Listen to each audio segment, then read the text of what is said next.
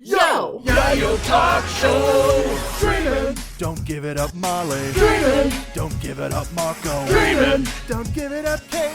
Dreamin'! Al's name didn't fit. They talk about the show, this group of four friends been going for 1,000,000 years, there's no end. Watching every arc and saga, no sleep. It's the king of anime, 1,000 episodes deep. Yayo Talk Show! Talking about One Piece. It's the name of the podcast. We're not on Vine. Yayo Talk Show. Talking about One Piece. What's up, wenches, privateers, and non-binary buccaneers? Welcome aboard the most chaotic One Piece podcast on the Grand Line, Internet. Let's introduce you to the crew. First, the captain of the Chrono Pirates, Molly D. Simpy. Hello. Hello, it's Maui. It's me. Then we've got Wild Feelist, Kaden Jensen. Oh, God. Hello, everyone. Hello. And then we've got the Waffborg, Al McQuelland. Ooh, that was hard. Ooh, woo, it's me. I'm here. And thanks to the completion of the last arc, I would like to introduce myself as the internet's gentleman, Mark B. Donegal. Welcome to the show, everybody. We have achieved our final forms. I was wondering if you were gonna go with the Bonesman that I dubbed you in Discord, but your thing is better. I thought we had He's the gentle Mark. I mean, there was like 5 options, like the Humming Mark, the Gentleman Mark, the Bonesman Mark, the Bones Tillman. There's Brooke has a lot of different nicknames. Nope. So I was like, The Bone Turnets. No. Okay. No. Oh, that's such a good meme, though. The Bone Turnets, Mark B. Donegal. No, Wait, the Bone Turnets gentleman Wait a minute. Wait, your middle initial is B for Bonesman. Right, Mark Bonesman Donegal. B for Bonesman. Yeah, the internet's gentleman, internet- Mark Bonesman Donegal. Yeah, Mark Bonesman Donegal. The internet's gentleman, Mark Bonesman Donegal. I think See, that's it. That's why I think that's it. Much. it's so long. It wouldn't have been Discord. I shortened it to Bonesman. Just have center justified text on that wanted poster. It'll be good. Bone Internet. Anyway, welcome to today's show.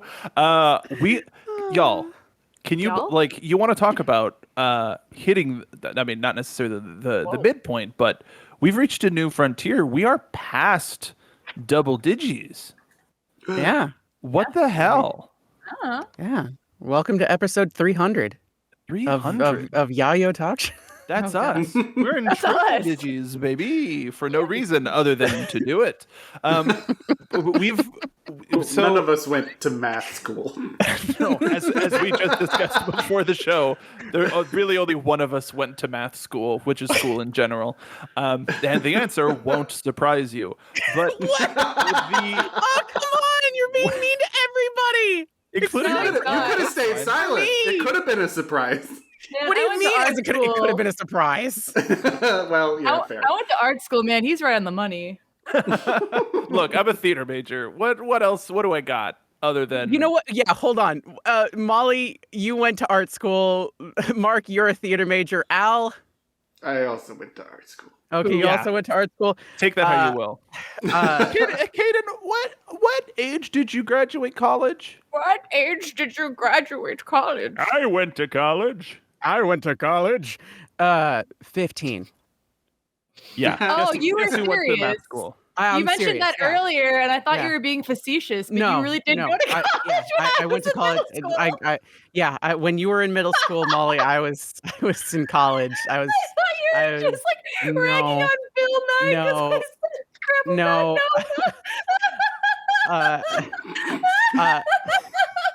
This is how Molly dies. I got a split. It was business finance leaning into accounting, and then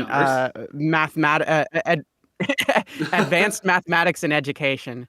I will say this again because I don't think I've actually said this on the One Piece podcast, but when I was favoring those two things, I was recruited by the FBI. All right, and now they're listening. Great. Listen, I've been on their roster since like I was 13, 14 years old. And They're you just tracking added me. us to it. Because I'd love to see more reviews from people across the board. And hey, if you're leaving reviews on the international iTunes store, we can't read them. So please copy and paste your reviews onto social media, on Twitter, so we can read them there. That'd be extra lovely. Your setup implies that international intelligence organizations are also listening in. Yes. That way, your international agent can talk to our FBI agent. What up, Scotland Yard? I will say this: they were going to have me do forensic accounting, and it was basically what that essentially means is I would go to other countries and then take a look at things to see where bad shit was going down. Yes, and then gross. basically be, it's like, hey, this is where people are lying to, the country. And I said, well, I don't want to have anything to do with the government, so no thank you. And here I am, a pirate, which, I mean, that scans, right? On brand. That's pretty on brand. Funny you should bring up iTunes, Caden, because we have a brand new. I gave you the world's best segue, and You then really you did. just dropped the ball. You Happy dropped birthday, the Buggy. buggy ball so hard. and it exploded.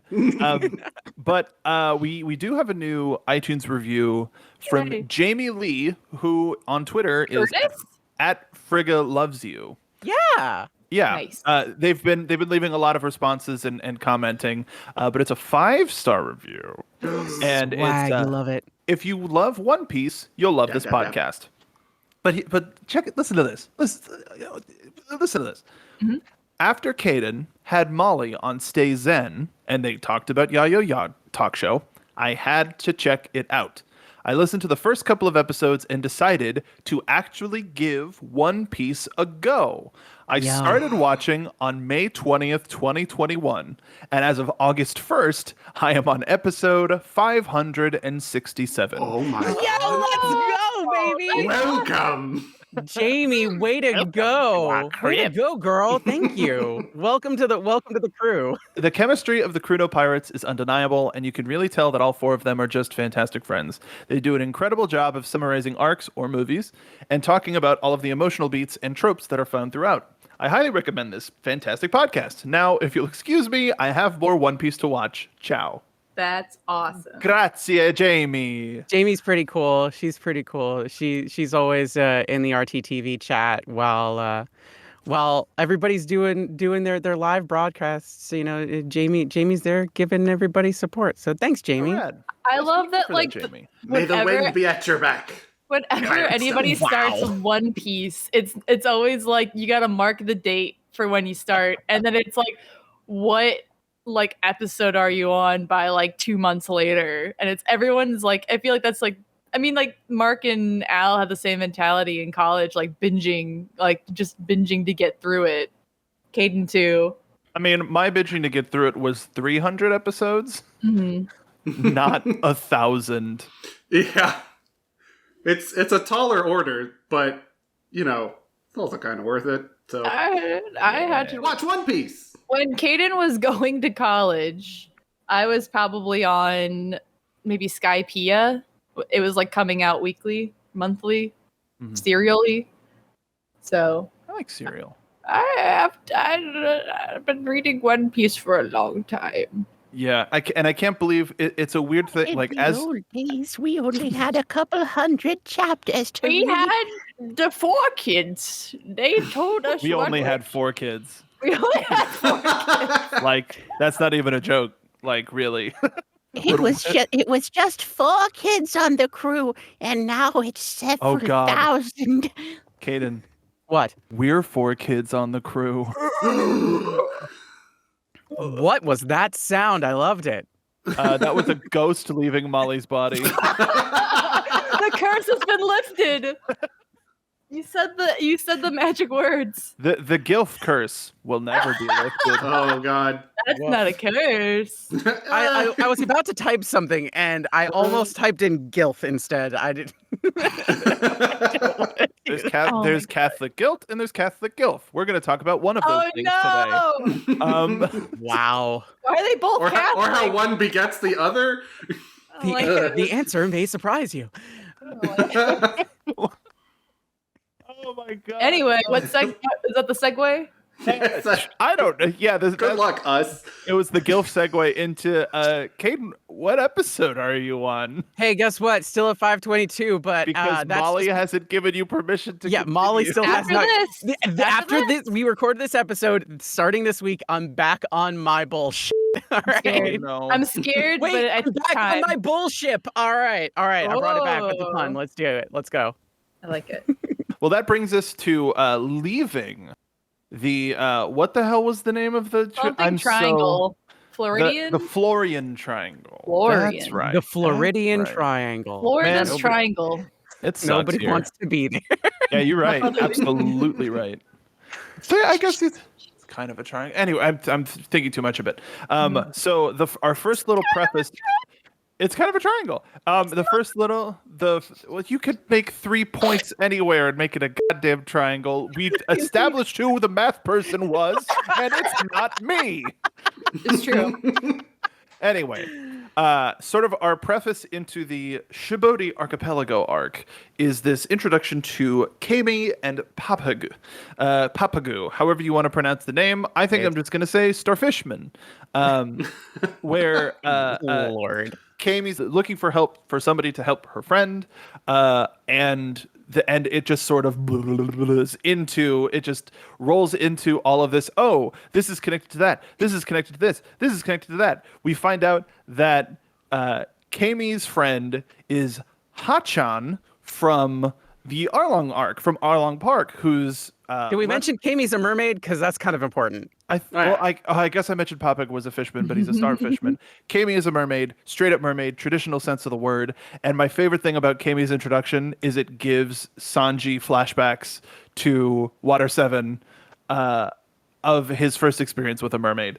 But we meet Hachan. Hachan has a takoyaki stand, which seems a little goofed. Am I the only one who thinks that's a little goofed? Fish eat other fish, Mark. Fish eat other fish. It's a Piggly Wiggly, like, got a pig on the sign. They probably sell pork in there.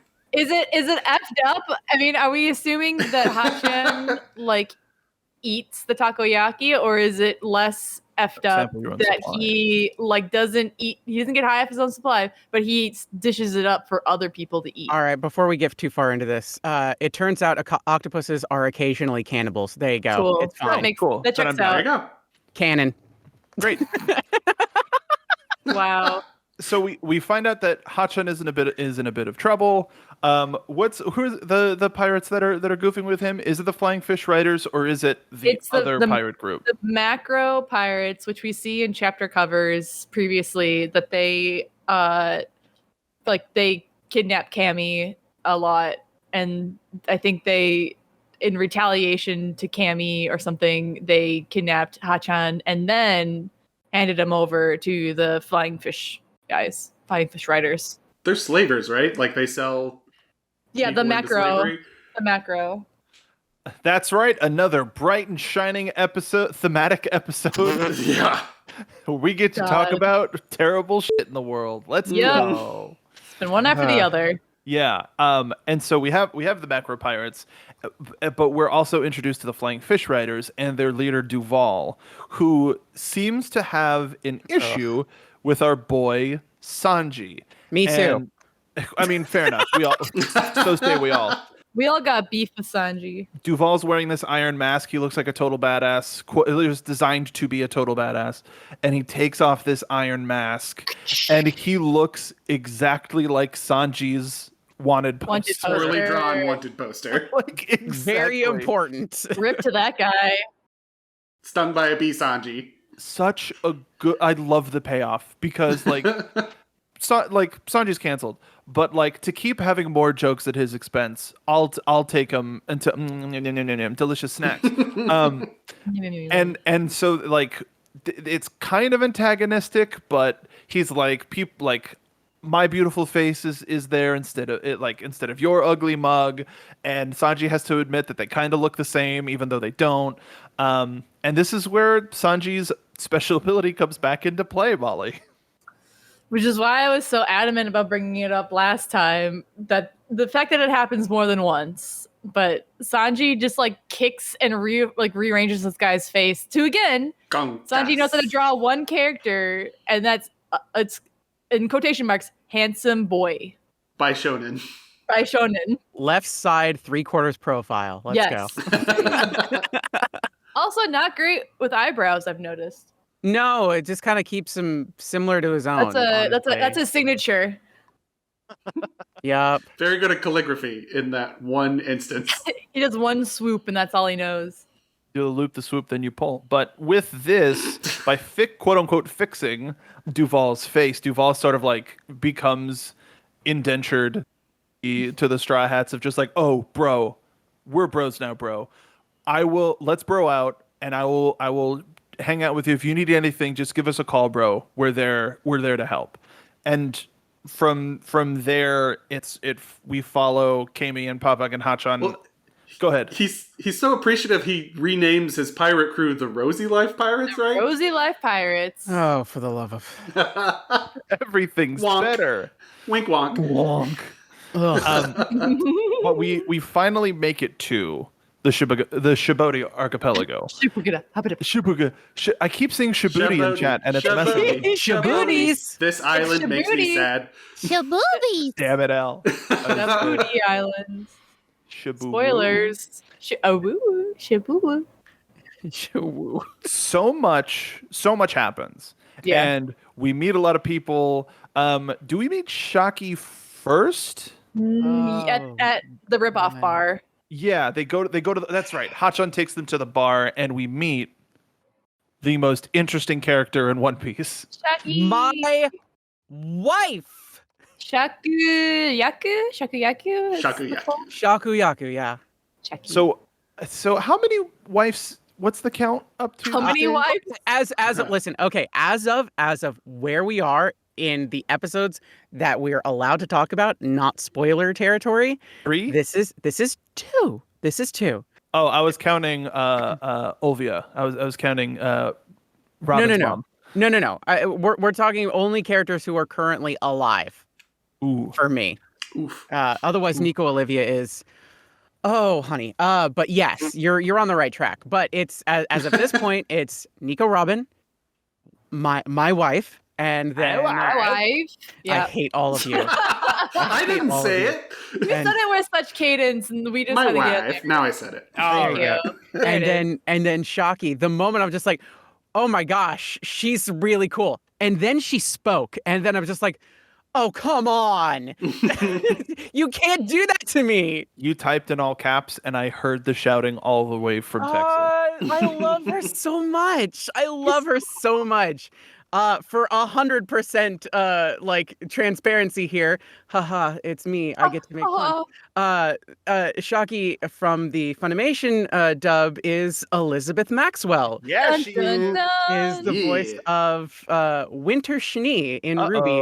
Amongst millions of other voices, Elizabeth is a master Nikki of from her Camp craft. Yes, of course. That's range.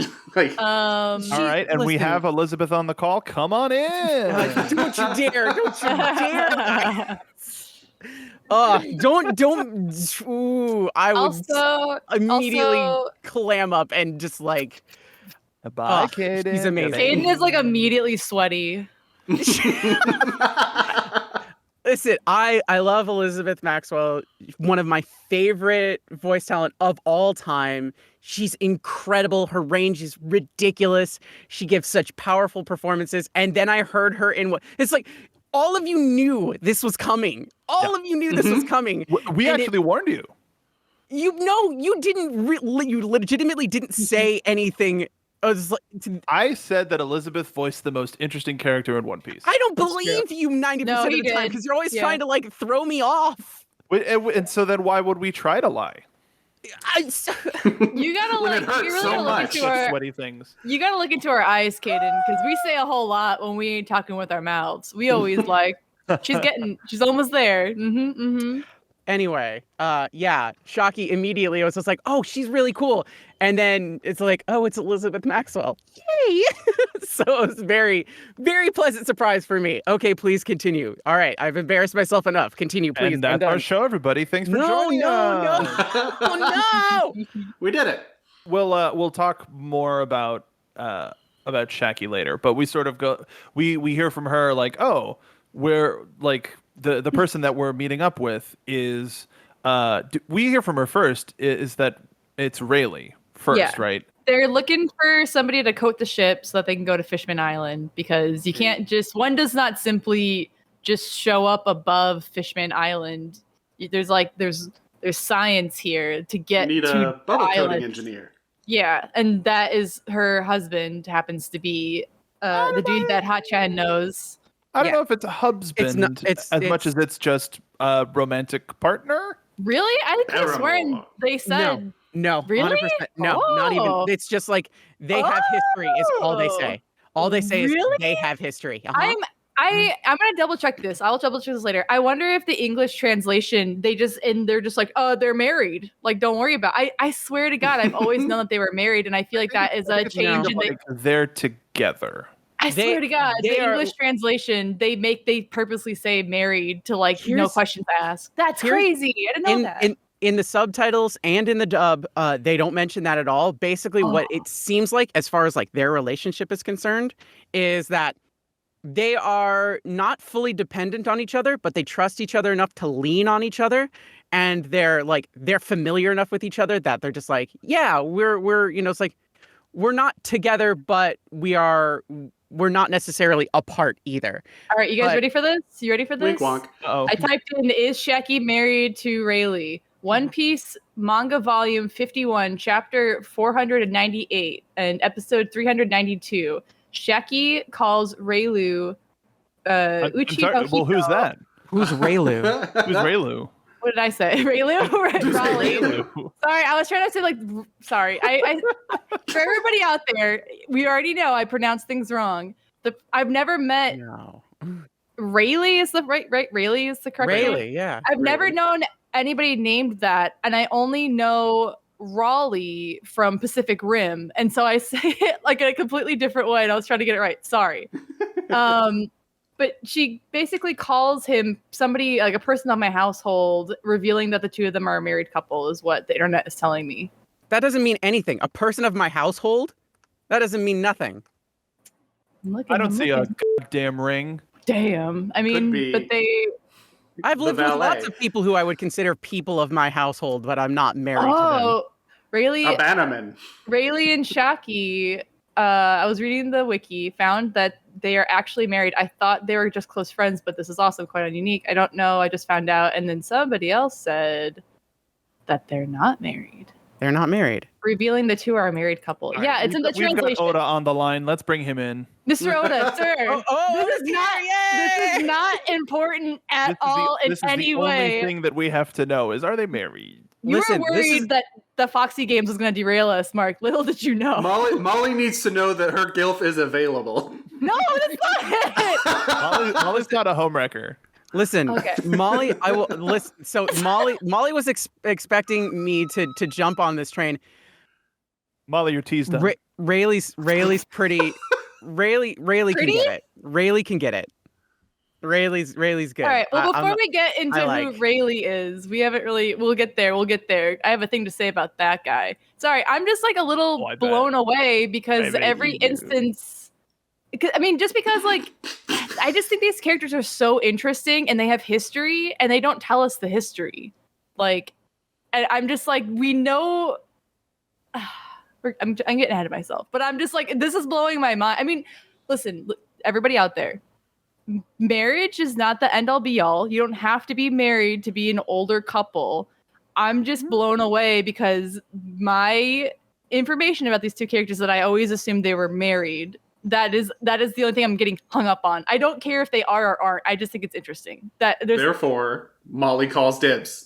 What I remember from what Shockey said about Rayleigh was basically that it's like, yeah, he likes his women and he likes his alcohol, and it's like, and then Rayleigh also like goes off and does stuff. Like he doesn't stay in one place. But Yeah, what this if is they're where he's just poly? like he always just ends up like hanging out at Sabaody with Shaki every so often. But he's his own person and Shaki's her own person. But they also like each other. Super And valid. That's That's it. super, There super doesn't need to be valid. labels. They can Exactly. just like, have a relationship that doesn't necessarily have labels and has their own set of boundaries. That's super valid. I'm hearing what you're saying. My experience with anime in general is that sometimes there's a very pervy husband character that even though he's married, sometimes he's like leering on women. So when she's like when she says that he likes his women, I just took that as like she's bitching about her husband. Yeah, but she like says it so like chill in both the dub and the sub. They're just like, yeah, it's just whatever. all right, Kaden, I'm reading, so I'm making my own biased choices here. Where she's like, "And he there likes it is. There's his the women." truth and the truth comes out. Really? Who are these women? It's the difference, Kaden. It's the difference between, like, sorry to quote Harry Potter here, but it's the difference between Dumbledore calmly asking Harry, "Did you put your name in the Goblet of Fire?" to the movie, "Did you put your name in the Goblet of Fire?" That's what this is. So good. That's really good. Anyway, I'm sorry that was like 10 minutes derailing. No, that's not what the important. podcast is. It's we like talk those are the about- important moments for us. Can we Molly, talk I about? found the picture that you sent us when you asked us, "Who's this slut?" Oh no! Yeah, I found it. So I'm gonna put that in chat. But so Old man crosses legs from the back of the class. Slut! yeah, at Halloween. This fucking slut. Make sure, hey, just so we're clear, parentheses affectionate. Yeah, and I'm not slut shaming. I'm sorry. This I say it affectionately. I'm not like these heathens aren't married and he's a slut. I don't care. Rayleigh is hashtag slutty grandpa. Live your life, affectionate. man. It's a very long hashtag, but Sweaty grandpa. context is important. Have I said that before? Sweaty grandpa. Slutty grandpa. Slutty Oh, grandpa. slutty grandpa. Yeah. I have said that Slutty. before many times. We meet Shaki, but we also find out that there are some world nobles on the island for whatever reason. And this is after hearing so much about them, we finally get to see these people in like space outfits. They've got bubbles on because they don't want to breathe the same air as the commoners, and it's just this really like God. I hate them so much. The worst. They are literally the worst. But we also see Hachan trying to keep a low profile and tuck his arms away and appear, the snoot doesn't do it, but the arms will, of trying to appear like a normal human, and Papag and Kami need to try to keep a low profile. As they're discovered, they end up being captured for a slave auction that is going to happen later, and we're going to go back to that. I'm just gonna, I'm thinking out loud here, where you said like the lips would be a dead giveaway. If he's standing next to Usopp, I said the snoot, like snoot. the full snoot. How he has like a if that guy's standing next to megaphone. Usopp, no one's gonna question. No one's looking twice. Like people look weird in One Piece. You know, but, that's like, fair. That's fair. people look weird.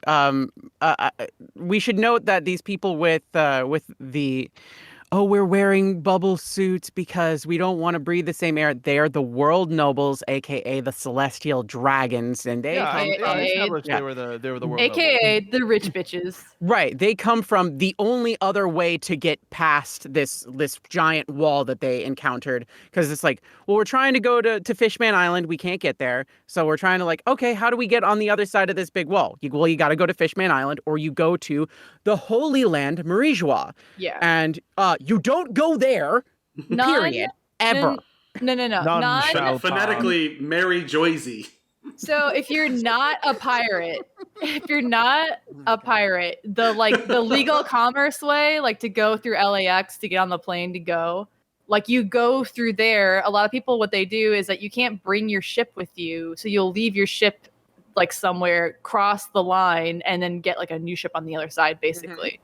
But that's the legal way to do it. That's like they're going through the checkpoints or whatever of this world to get through. Frankie says no. Yeah. Well, Yeah, they just got a sick new ride.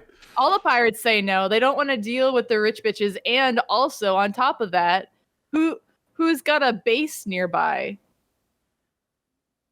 Anybody want to talk about the Marines? The Marines. Is this thing on? Is my mic backwards again?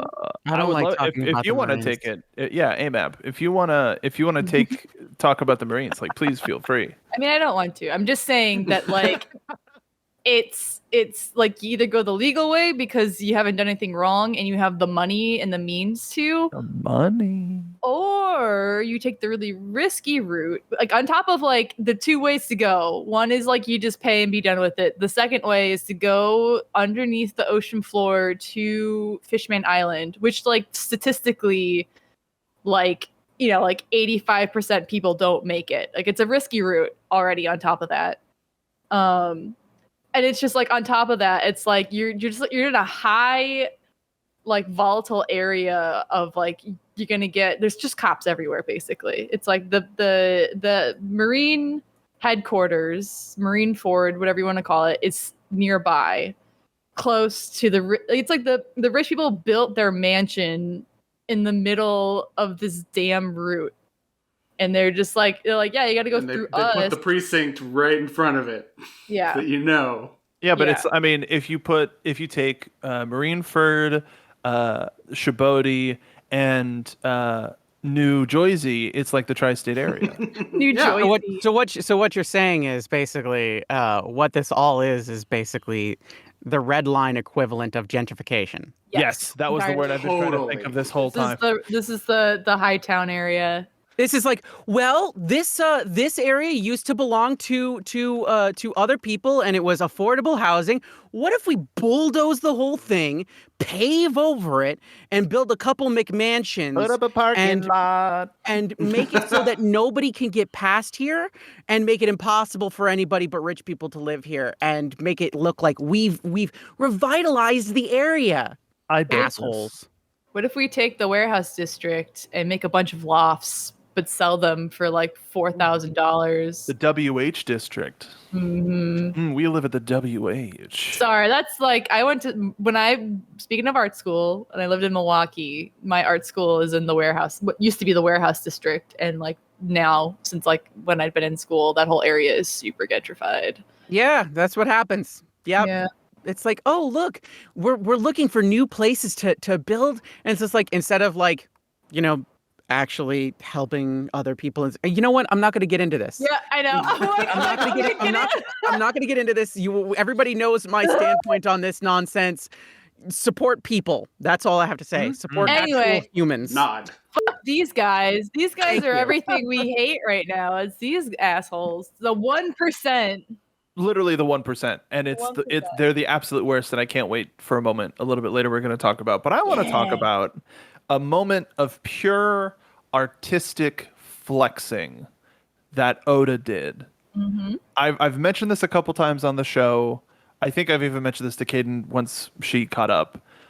But as a goof, Oda came up with the 11 supernovas at the last minute. What?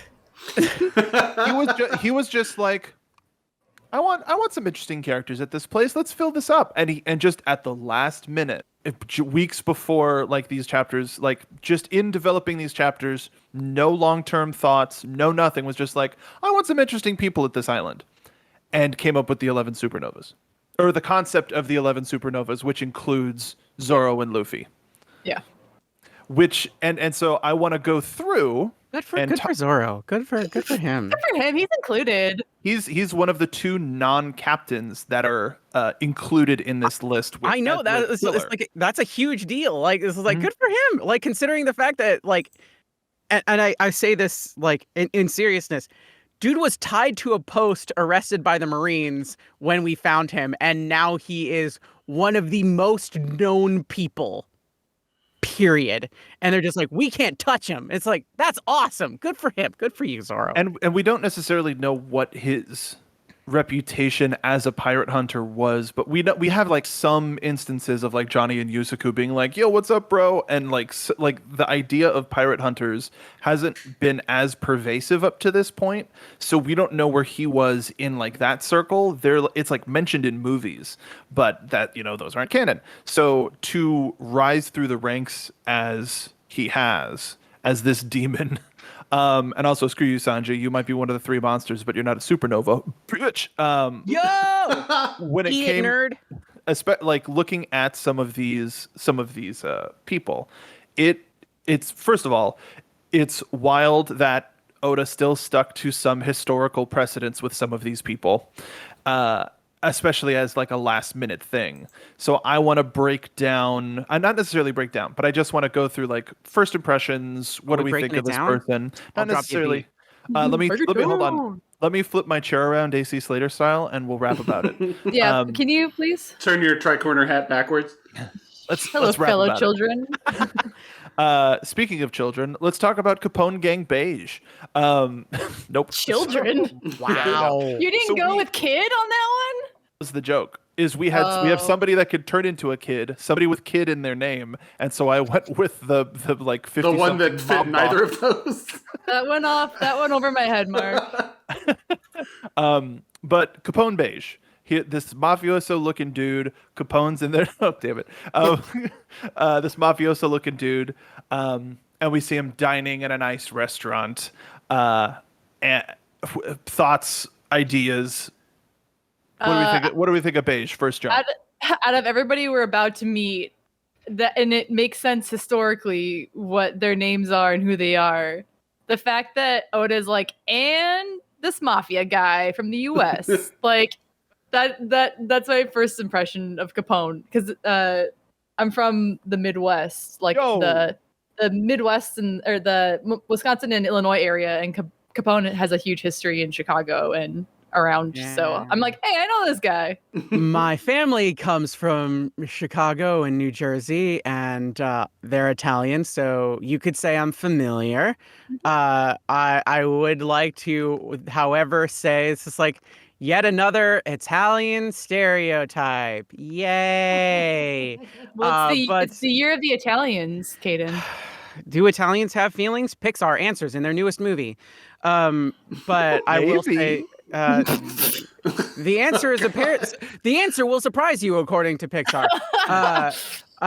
Shout out to Kyle Hebert, who voices Capone in the funny dub, which Dub. love Kyle. Adult Gohan, for anybody who's curious, is probably the most notable role. He's also Ryu from Street Fighter, just dropping a couple of those. Moving That's on. cool. Al, any thoughts on Capone? The range. I mean, I want to talk about. I don't know if I should talk about it yet. I can talk about it later. Talk about I it. mean, what like as stuff goes crazy and we start to see more of what these people can do. Yes, And Beige's devil fruit is that that concept is so good. Yeah, and that's very weird interesting. and out there. like, let's give him fire. Let's give him this, and then you look at Capone and you go, what? What On top the- of like Oda already on the fly coming up with these people again, like not taking the most obvious route for like what devil fruit powers there could be. He went off on this one. Like he really pat himself on the back. just the fact that this was like a couple weeks before, like, I don't know, how about this? And it's Like, that would be something no cool. one could have. All of these, like let's talk about Jewelry Bonnie, who is I think another one of the most interesting characters who still to this day we don't know that much about. Very interesting character. I think everything like the weird things that Oda will drop that have around her and then they never come back to it ever again is very interesting. Every single god dang action figurine of this woman is the same.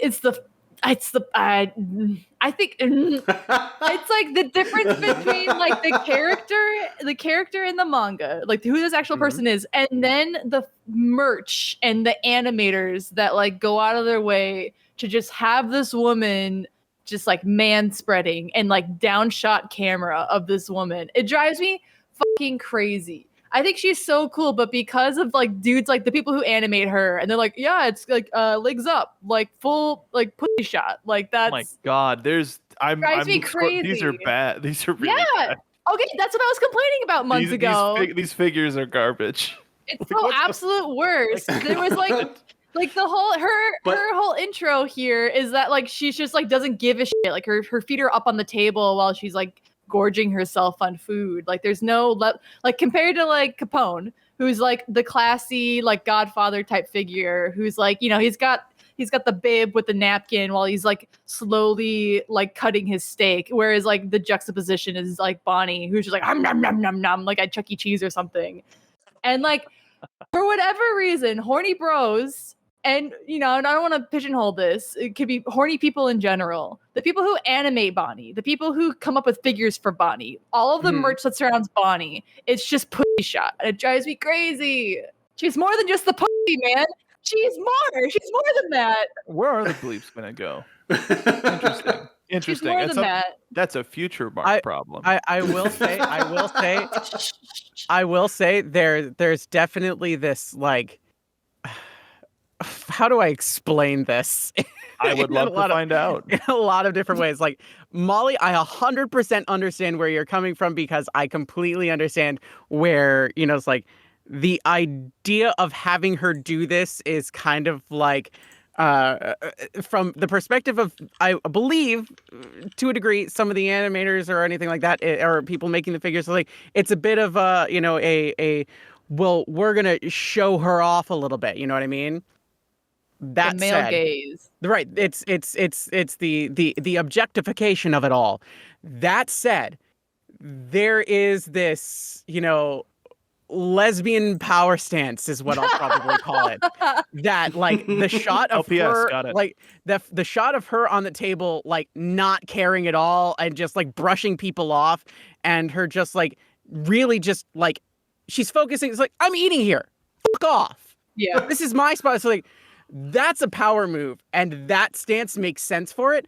It doesn't make sense to make that every single figure she has. So I completely understand where you're coming from there, because I guarantee you there's probably like figures that are just like really like, Oh, naughty. you know, kind of nonsense about it. But like that, You don't Google it. I'm not going to. I'm not going to. But I'm talking about that intro scene where she's on the table and she's just kind of like eating her food, minding her business, and people are bothering her, and she's got that attitude of just like, I'm eating. And so it's like, I'm down for whatever attitude that is. That's good stuff. I'm gonna Straight embrace up. that mentality. I like that. I like that image. I'm gonna keep that power, lesbian power stance. I'm gonna keep that in mind and just ignore everything else. One thing to also note, in continuing with like naming these characters after real life Thank you, historical Al. I love it. I figures, love it. I love it. I love it. This Bonnie's named after Pirate Anne Bonny, or Bonnie the Red, who, if you look up her story on Wikipedia, it's fucking amazing. Why isn't there a movie?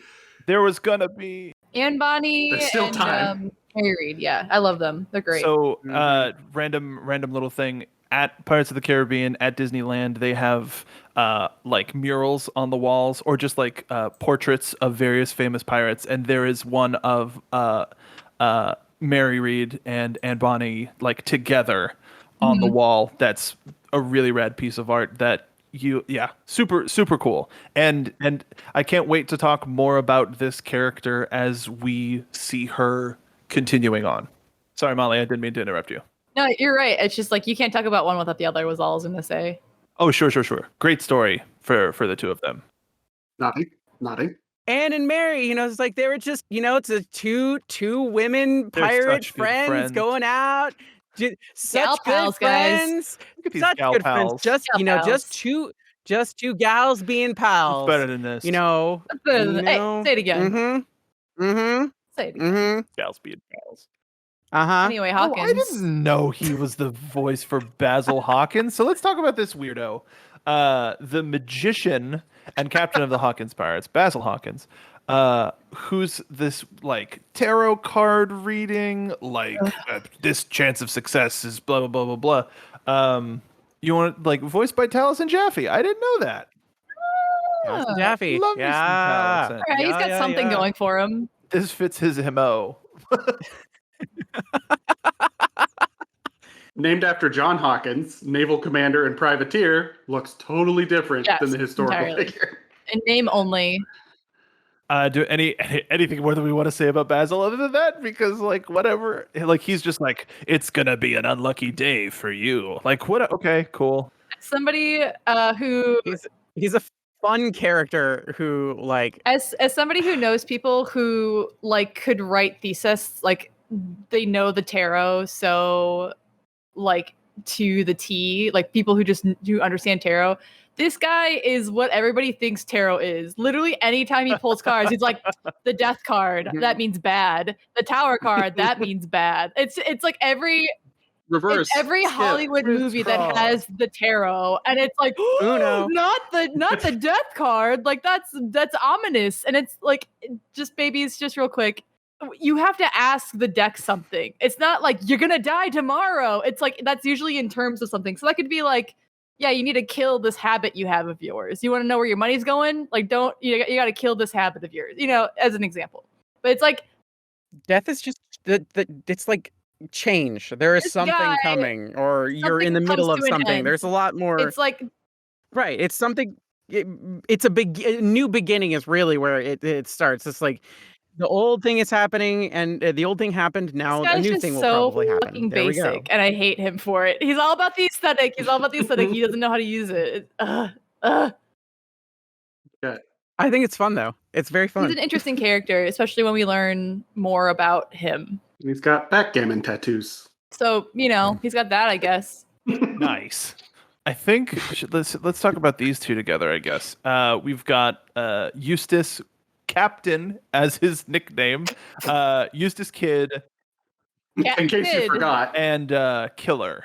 Our Killer is Eustace's first mate, and Eustace is named after Captain Kidd of the famous restaurant chain, of course. But he's got the magnetism fruit, which I think we find out. Like he's just kind of has a big metal arm, which kind of makes it clear that it's not a Full Metal Alchemist situation, but it's some sort of like something. And Killer's just kind of got scythes on his arms and a mask, guy. And Yeah. great hair. Oh, that's right. This is where he Great. looks like His he hair looks is like amazing, a yeah. Steven Tyler or something. Well, and his nickname is Massacre Soldier. Yo, let's They're go. so metal. If Bakugo was in the One Piece universe, he would be Killer. Everybody on this Yeah. crew looks like they're like a metal band, basically, or punk and metal. Eustace is like this brazen type that we'll probably see we'll talk about later as well. He also has the highest bounty of all. Oh, that's of them, right. right? 315 million berries. I like Eustace. I like Eustace Kid. I like him a lot. I like his voice. I like his attitude. He's very no nonsense, and I super dig it. Also, love his Yeah. fluffy collar. And also kind of a mass murderer. Yeah, Moving no, on. I was gonna say, we'll get there. Like, We'll get there later. Like, it comes into like somebody's like, is that the guy that blah blah blah? Like, it comes in later. But yeah, Al, thank you, because I do want to talk about that because that is one of the weirdest like things about this guy. And then they just kind of like say it for street cred, but then they never like get into like how messed up that is. Mm-hmm. Who's next? Next is Scratchman Apu, who is a member of the Long Arm tribe, which I believe this is our first time meeting somebody from the Long Arm tribe where they just have an extra joint in their arms or legs. Is it or? Double elbows. Yeah, that's right, double elbows, and it's an interesting design. And they Apu has like complete control of their body to create music, and they're like a DJ. I remember it being like super cool, and just look at this cool guy. I remember being the most taken by Apu. If we met Apu before we knew who Brooke was, I feel like you would be like, this guy's gonna be the musician. Oh my Kind of, gosh. because he's also sort of brash, brazen, and kind of a d-bag, and I don't know if he's also a captain of his own crew, so I don't know if His teeth are keyboards. I feel like it would just be like, that's the musician.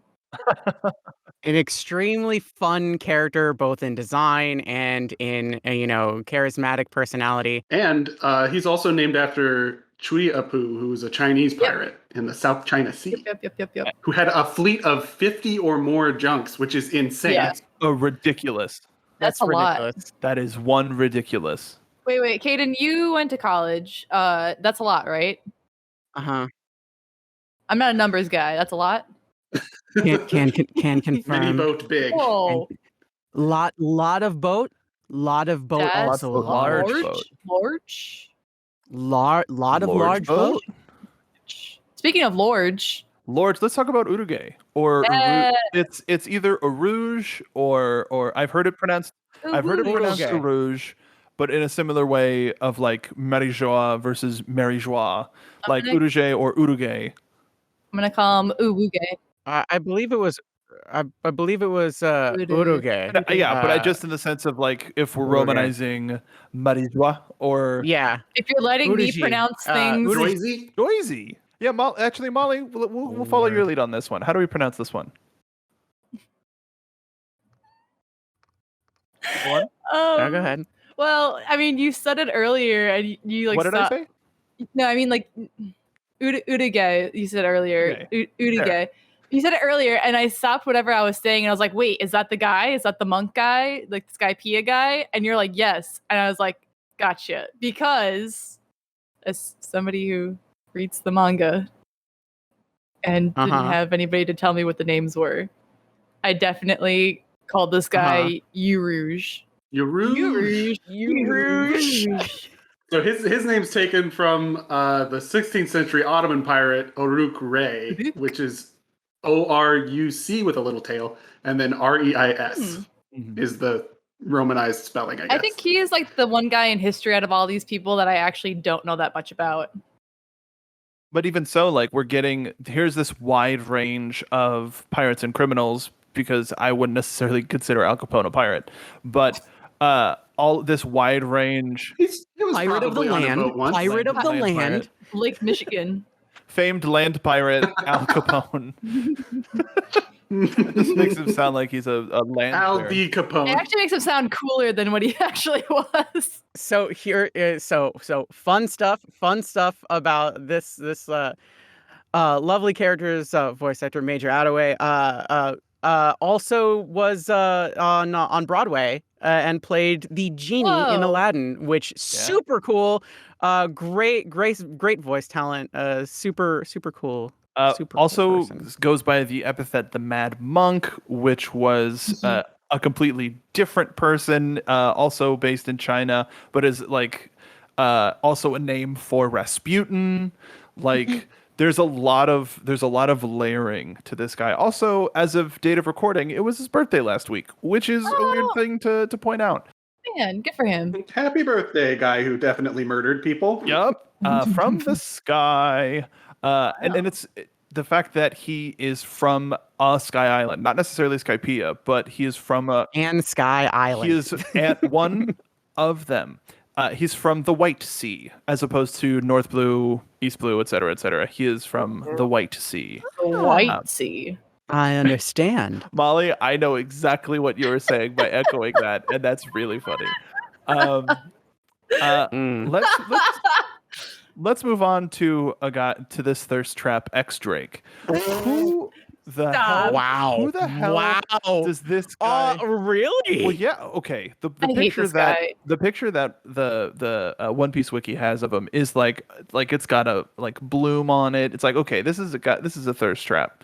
Okay. It's not. I looked don't and I think it's see what spoilery. I see what you're saying. Okay, I'm agree. gonna. Is this It looks like spoilery? early morning light, and it's like a dawn He looked filter. like Pirate Captain Falcon to me. Oh, that's pretty good. Whatever. Yeah. Pirate Captain Falcon is pretty much what He's I thought got of. a immediately. pompadour that can rival Frank. I hate this guy. I'll say it. This guy's weird. Does he? I don't really like any of these people, but I feel like out of everybody, and whenever this guy shows up, I'm like, oh, this guy again. He's got just bad vibes, and not the normal bad vibes. He still stands like a cop. Yeah, he's a cop, dude. I hate his vibes. He's like, I'm a cop, but I'm a one of you, fellow pirates. Look, I'm wearing leather and an eye patch. And they're like, they had bro, to counter him being so lame by giving him a T-Rex fruit. Come on. he's trying to like dissuade people from seeing he's wired by having his tits out. I mean, you know. Oh God, that's accurate. Didn't work on me, bud. Let's get past this cop and let's talk about Cadence. Well, Cadence. Oh, go ahead. Francis Go ahead. Drake is what he's based on. That's Sir, all. Sir Yeah. Francis Drake. Which let's talk already. Yeah. No, I'm good. Let's talk about. Go ahead. I want to talk about Caden's favorite character, Trafalgar Law. Oh, Yay! Now, I like when you were going through this. Okay, so immediately this character comes on screen. I'm gonna before Go ahead. you tell who the character is and all that stuff. Immediately this character comes on screen, and I'm just like, who is this mushroom hat wearing? And he opens his mouth. I'm like, oh, it's Matt Mercer. And I'm just like, let me guess, he's really, really popular. Yep. Everyone loves this character. Yep. It's like it's Matt Mercer. His voice is like sexy as all hell. Of course. Even Oda's wife. This is Oda's wife's favorite character. I'm not joking. This is real. Uh-oh. Uh-oh. What does that mean? It's Oda! Oda?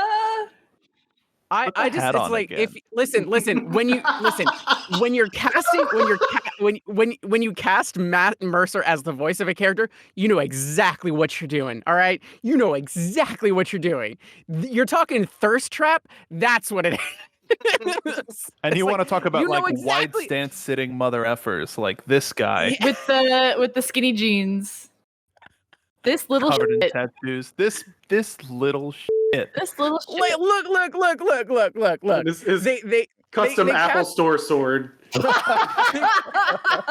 they recently cast English voices for Yakuza, which historically they didn't do. They had in the original games where they had, they did that, and then they stopped, dubbing it and just leaving it in Japanese. They recently brought back English voice options for Yakuza. They got Matt Mercer to voice Goro Majima, and it's just like, Wow. exactly what you're doing. Wow. It's like, yeah, first of all, perfect. Second of all, of course. It's like, you know exactly what you're doing. You know exactly what you're doing. The moment I heard him speak, I'm just like, everybody's thirsty for law, right? Everybody's thirsty for law. One of everyone's favorite characters. He's no grandpa, but Listen, people like him. He's got a bear pal. I mean, that's why he's not one of my favorite characters, Mark. I can't even deny it. He's a fun character, but the moment I see him, just like, this mushroom hat wearing. That's why I call him all little right. shit, man. He's a little shit. He's got energy. Oh. All right. He's got energy. This is a kid who bullies me when I walk by the park, and I'm like, oh, middle schoolers. They will so- ruin me. Or college. Was it middle school or was it college? For what? Oh yeah, it was. Depends on who you're talking Yeah, about. Depends on who you're talking about. But he's got tribal tattoos. He's got death tattooed on his hands. Like, come on, this edgelord. Who is this guy? This guy is like the surgeon of death. All right, He's cool. he's not good at his job. His devil fruit is cool. It is. His devil fruit is It is really cool. It is a really cool devil fruit. It is so cool. We've talked about everybody, and we've kind of said that some people have devil fruits. I think everybody but Killer. The two first mates and the Mad Monk, right? 'Cause No, he uses- Urage can convert like pain into power. Oh, I thought that he was using. It's the Catholic know me. God. Catholic guilt. That's what we're going to talk about. Man, There you- you go. Wow, you were Guess right, what? Mark. I told you. The answer would surprise you. I mean, I'm surprised. I thought that was a non sequitur. I mean, I wouldn't blame you. But yeah, only the first men don't have devil fruits. That's wild. Yeah, I mean, their whole thing is like slicing and dicing. Scratchman Apu doesn't have one, right? No, he- his is the being able to make musical instruments out of his body. Sound. Maybe. I'm guessing. Are you sure? Are you sure he has a? He does have a devil fruit, and you see it for a second because when they're all reacting to the Marines differently. He uses his devil fruit as a distraction to leave. Okay, that's right. Okay, that's right. It hasn't been named yet. Okay, because that's what I usually remember. So it's like, I'm going to use my insert the power of the thing here and to do something. And they didn't actually say anything. Bleep no me. Dummy. Caden, like people have to ask Oda, what's the name of this fruit? And he's like, oh, I I guess I didn't say it, but it's Well, this. there's like they usually have the subtitles is like this person has this fruit. like Or unless it's weird enough to be like, oh, they know it's a devil fruit. We don't have to say anything. Or like that it'll be a thing later, like we don't know he has a devil fruit yet, and then like later he uses it, and it's like, oh. But there's a lot of times people ask for clarity on devil fruits, and he'll like, no, I'll explain it later, and then it'll be like 5 arcs later, and then like maybe he'll remember, or people will be like, we're still waiting. And he's like, yeah, I know. Shut up. I Yeah. remember. Oda! But yeah, again, like Oda went off on all of these devil fruits. Laws is so cool. I like kids. I like Laws. So we mentioned it without saying it. What Capone's was. I don't like Capone. Oh, it's Capone's. bro.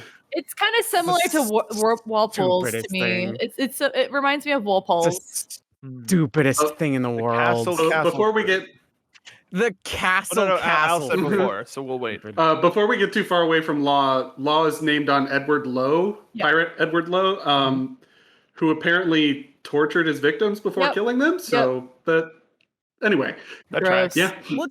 Let's just remember that pirates are pirates, okay? Yeah. It's also a thing. They're all okay? assholes. Pirate's gonna pirate. Let's remember that Beige's body is a castle. Yes.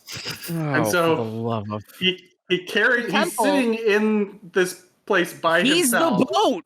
Quote unquote by himself. Yeah, But he has his entire crew stored in his body. Literally part of the ship, part of the crew. yeah, entirely. I feel you're all really close as he's like pushing them into his body. There's So like Welcome to the crew. can we go ahead and talk about that confrontation, I guess? We could just So there's the island gets well, okay, so I guess we should get to why it gets dropped into chaos. So we mentioned in. that our mermen, fishermen friends have been captured and are going up for sale. When Luffy finds out about this, it He has a normal human reaction Yeah. to not it. today. storms the place. We find, I will never forget this motherfucker's name, Charlos. Yeah. Buys wins the auction by a ridiculous amount of money that nobody should ever have. Mhm. Uh-huh. 500 million, just his pocket change, I guess. Like the Yeah. crew shows up and it's like we can't fight our way out of this. That's not how this is gonna work. For once, Luffy, we can't punch our way out of it. Nami straight up is like, then we'll buy her. Then we will use the money we have on the ship. This is coming from Nami, all right? Nami, the penny pincher navigator. She's like, you know what? We'll play by their rules. We have a lot of money on the ship. We will buy her. And then before they can even make a bid, the guy was like, $12 trillion. Well, Nami's also the brain cell, so her idea is like, how do we solve this without fighting? And that got Robin, turned on remember, its head. Robin has the brain cell now. Oh, Okay, Robin no. has the brain cell. That's true. So there's this big commotion where the flying fish riders try to fly Luffy in. They essentially crash through, and as Luffy's like, "Hey, what's all this then?" But he Hit it. What's all this about? rushes the stage. Hachi stops him with his arms, revealing that he's a fishman, and gets shot because Charlas is like, "Ew, gross." Ew. And so while everybody's rightfully freaking out, Luffy or Charles is celebrating and dancing around like, I shot the freak. And Luffy has a look on his face that another thing. Normal human reaction. We'll never forget. And this is something to where it feels like this happened in Baron Matsuri, and they're like, and this is something that always happens in anime where if it's almost like a musical number of, we need you to understand the importance of this situation. Just real quick, the setup to this situation is that all of our crew is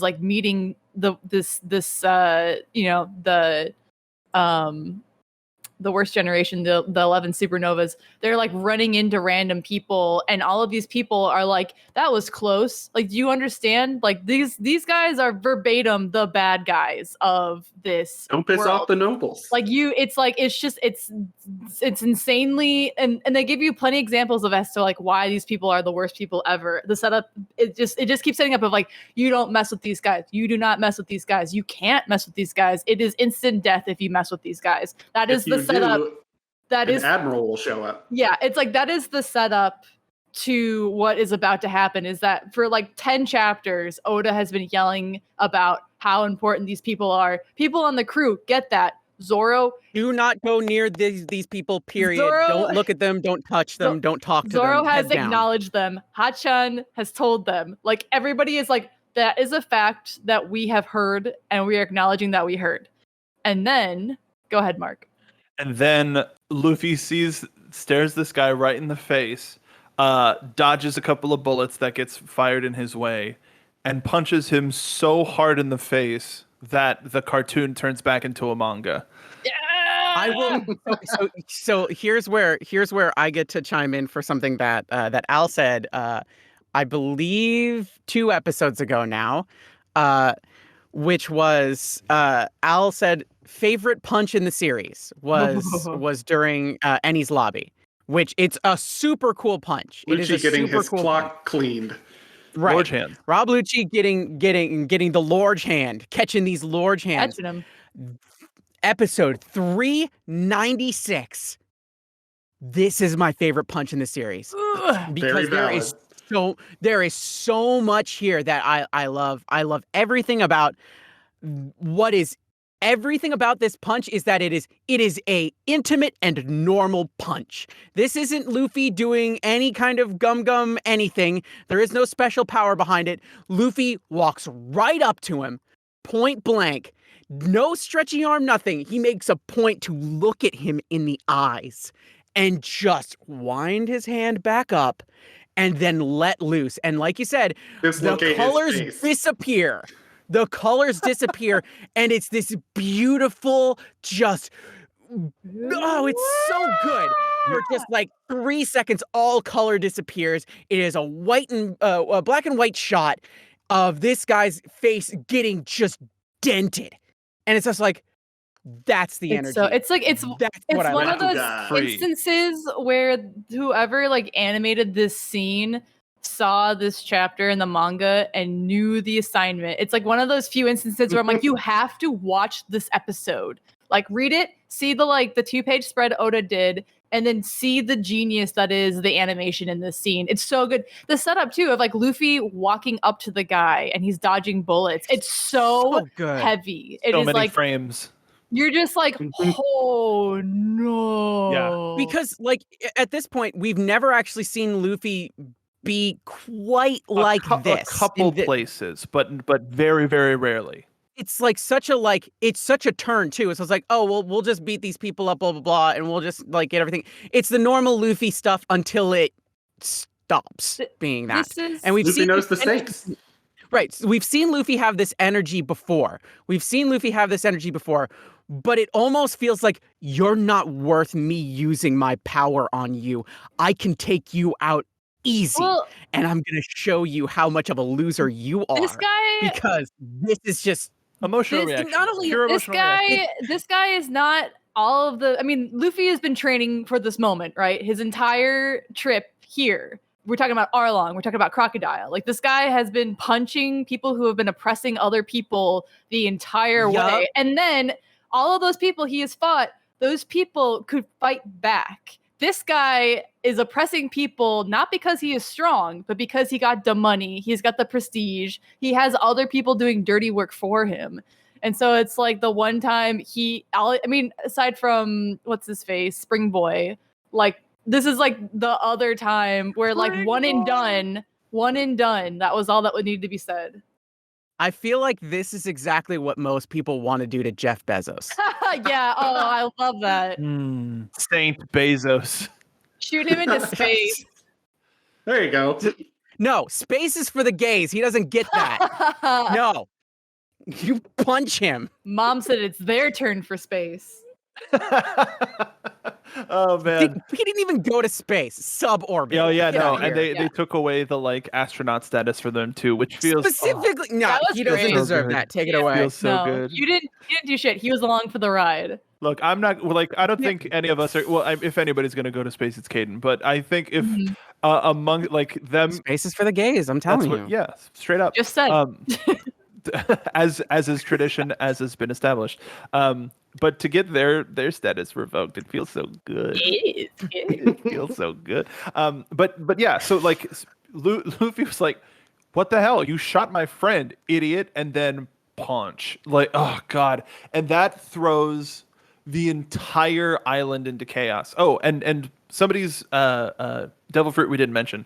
Bonnie in saving Zoro from being in the way of some of the celestial dragons reveals that she can sort of change her age at will. And I imagine that's part of why she just doesn't stop eating is because High metabolism. her metabolism keeps just so out of whack. That scene with them is so good though because like she saves Zoro from the fate that everyone's trying to prevent Luffy from causing, basically. But Zoro is 100% on board with Luffy's mentality even before Hachan got shot. Like this guy, like Zoro was ready to cut this guy down, and then Body like I wanted to cut him. It's, I think exactly what he said. yeah, like he pointed a gun at Zoro, and Zoro's like, if you're gonna try me, like if you're gonna threaten me, you're gonna catch these hands, basically. And it's like it's such a good scene though because he's like, this is so annoying. Like he tried to kill me, like I'm gonna defend myself, but then he's like, well, whatever. Blah blah blah. But the fact that him and Luffy got the same, they're on board with this basically. It's just like even before everything escalated, it's just like the crew is like, well, that's Luffy. Also, they're coming from an arc where like the entire arc, they're like, you can't go against the government. The government is like the big baddie. Like you know, like they're everywhere. They're the world government. They are the world. Like if you make enemies with these guys. You're gonna make enemies with everybody. And Luffy was like, cool, shoot it Just down. in case you forgot. Yeah, it's like shoot it down. I lit that flag on fire and I punched this guy in the face. So it's like, you know what? If we're already making enemies with the government, like the man, like you might as well just add on the 1%. Why the hell not? Yeah. We're not biased. The punch. We're not biased here. I wanna make a point of saying this because I think I don't know how obvious it will be immediately because it's kind of a glance, at least at this point. Her fruit doesn't just work on her. She can make other things grow old or young. Yeah. I forgot about that part. It's kind of terrifying. Especially in conjunction with laws. Yeah. Yeah. It was like she used it on like Marines or something, right? Like she made one old, one baby. Turned half of them she turned a bunch of a group of them to get away into a bunch of kids and a bunch of old people. And then she's just like, I'm out. This is a mess. Peace. I'm not a part of this. Peace. Still can't believe Ace's first in command was named Deuce. That's so silly. Oh man, that's why I keep telling you guys to read the light novels. It's so interesting. But that is a spoiler for what we're coming up upon in the next couple episodes. Mm-hmm. So here's how everything unravels. Everybody is just shocked. Even Hachi, who's dying on the ground. But then, Kid and Law, who are also there, can't help but be like, yo, that's goofed. I like him. They, when they acknowledge Luffy, they're like, I gotta meet this guy. This guy's fucking crazy. Like, that's all they know. Again, all they know about Luffy. Like a real freak of the week. All they know about Luffy is that, what just happened in the papers, which was Straw Hat Luffy makes enemy with world government. Is he idiot? Yep. Is he, a rebel without a cause? Who is he? Is he idiot? Dumb question mark? That's the moment where they get it. It's like, okay, I know, I understand. Oh, he's a freak of the week. Kid and Law kind of have this a glance at each other. It's like, huh, all right. Yeah, that checks out. Okay. Yeah, you know what? It's because Law and Kid don't like each other. And honestly, none of these people actually like each other. They just kind of we're kind of grouped together because we're of this era. They're the Breakfast Club. Yeah, it was like but it's just like Luffy's just like, I don't know who any of these people are, and all of them are just like, yeah, we know each other. Like we go to lunch occasionally, like and just kind of like just to inform each other of what we're doing.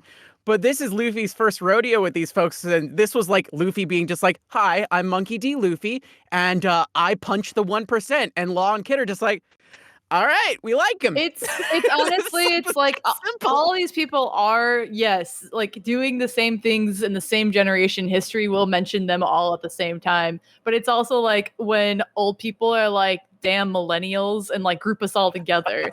It's like, no, like I'm not the one who's like spending a bunch of money on like Harry Potter crap. Like I'm not the one who's like I put Hufflepuff in all of my profiles. Like that's a different millennial, but it's like because we're all in that girl group together. That's what this is. If the worst generation are millennials, does that make Kobe Gen Z?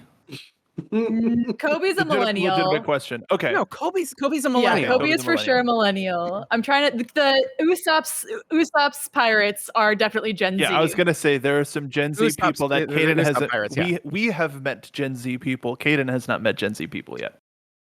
Take Hufflepuff out of your bio. Okay, stop that. Come on.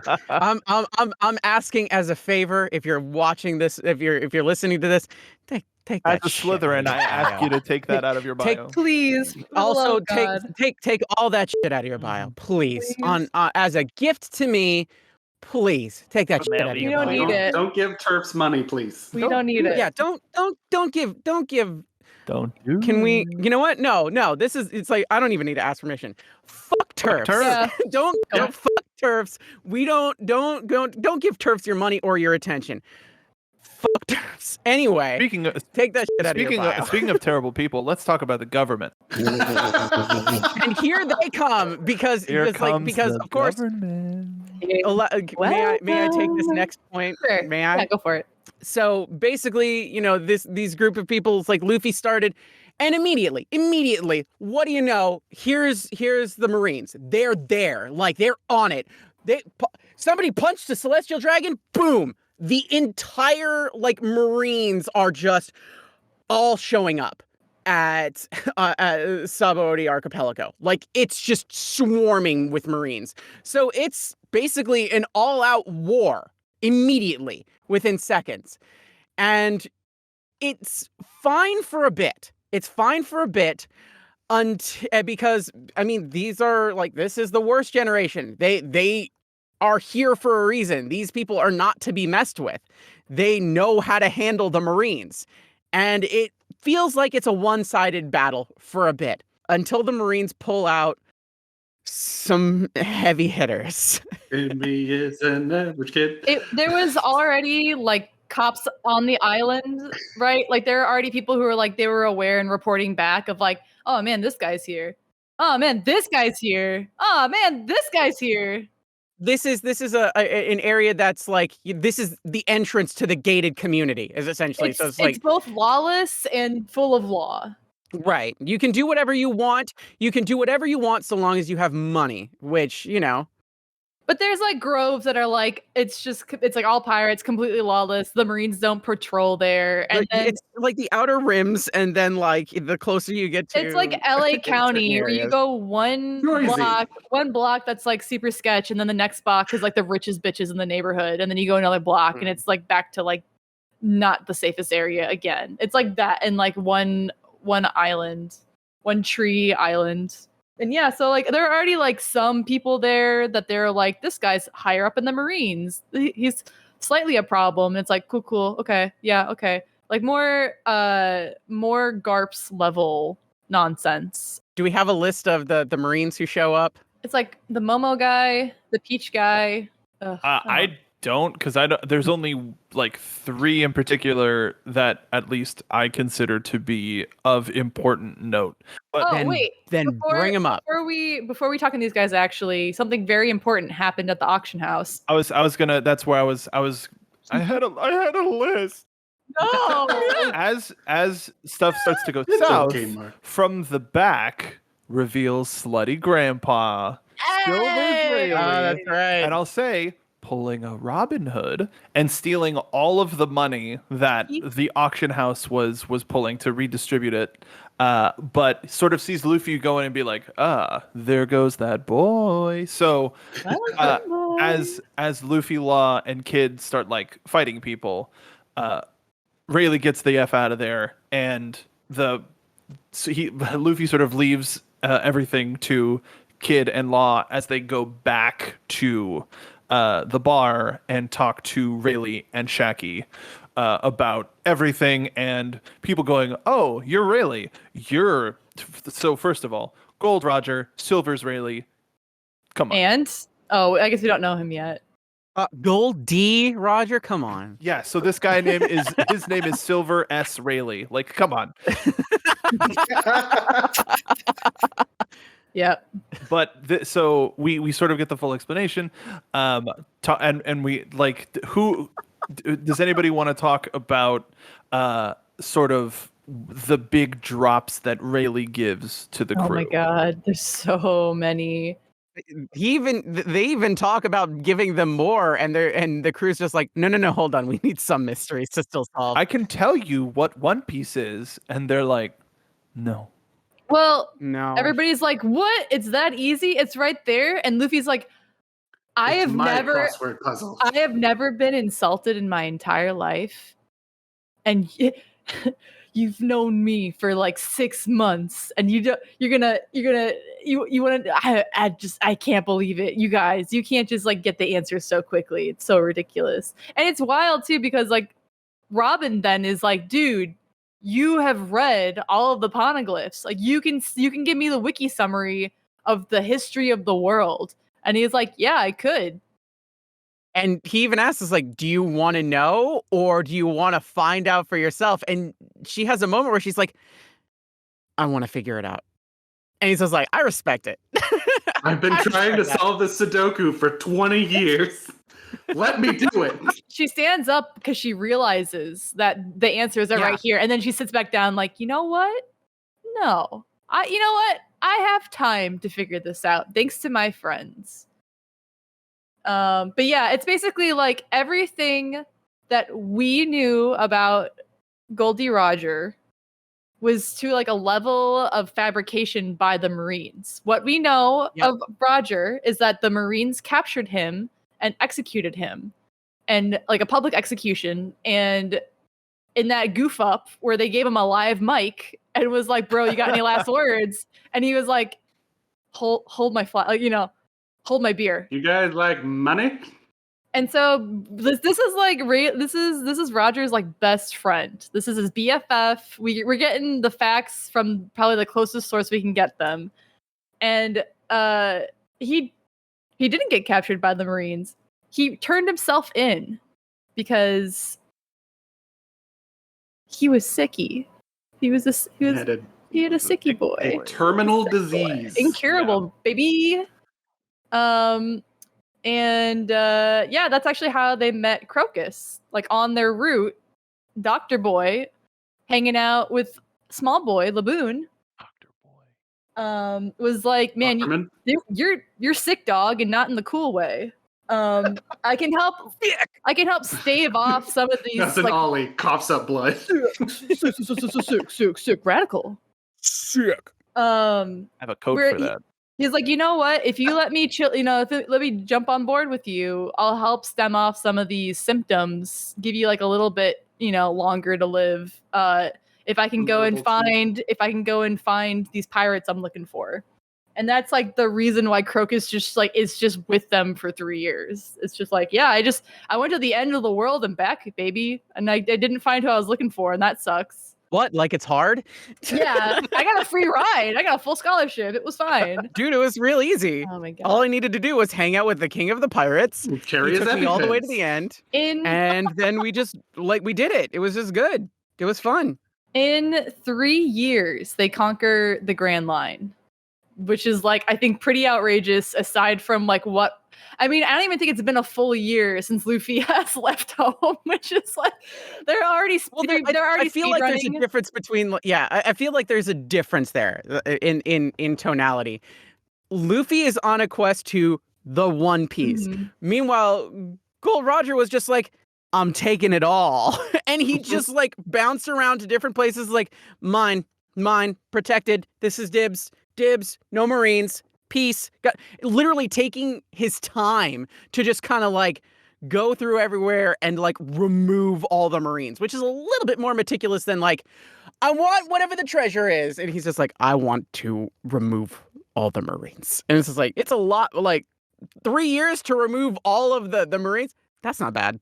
That's a pretty good time on that, especially when you're dying. And like everything we know about Roger, that the propaganda the Marines have told us, were like, this guy was crazy, like he was bloodthirsty, like he had a temper. Like every time we even see Roger too, he's kind of harried and like has that manic smile and mustache, but we don't ever see his eyes. And he's like, "You watch my treasure." But like, dude was a bro. All right, he liked partying, he liked having fun. Like he had friends, and like, like it's like, even though he was like about to die, right? Like he was like YOLO, Sorry, that got me. That was good. Molly, you're missing the most important piece Oh, of no. information. Oh no. The one. One. We found Thank you. Same hat. There we go. Wow. Clown to clown communication. You got it. So we knew that Buggy and Shanks knew each other, Uh-huh. Happy birthday, Buggy. but we find out that they were apprentices on Goldie Rogers' ship. Yeah. Yo. Raleigh mentions, yeah, Shanks told me about you a couple years ago, and to keep an eye out for you. And there's a bink check mark of, all right, how's Shanks doing? Hopefully we get to see Shanks soon. But I'm sure he's fine. so the gall of Buggy to take a devil fruit from the hold of the Roger pirates and be like, no, this is mine. This fine. I'm gonna take it. It's mine. I'm hungry. I'm hungry. I'm gonna sell this fruit to get money to go to Taco Bell. Like this was such a huge info dump, but from it, Raleigh's like, "Yo, you seem like good kids. I'm no charge for the bubble covering on your ship." And they're like, "Oh, thanks, Grandpa."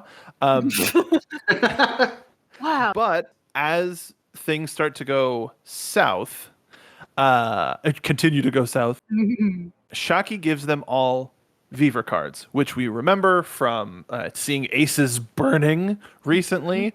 And so now each member of the crew has Viver cards so that they can find each other again. They have cards of Rayleigh's.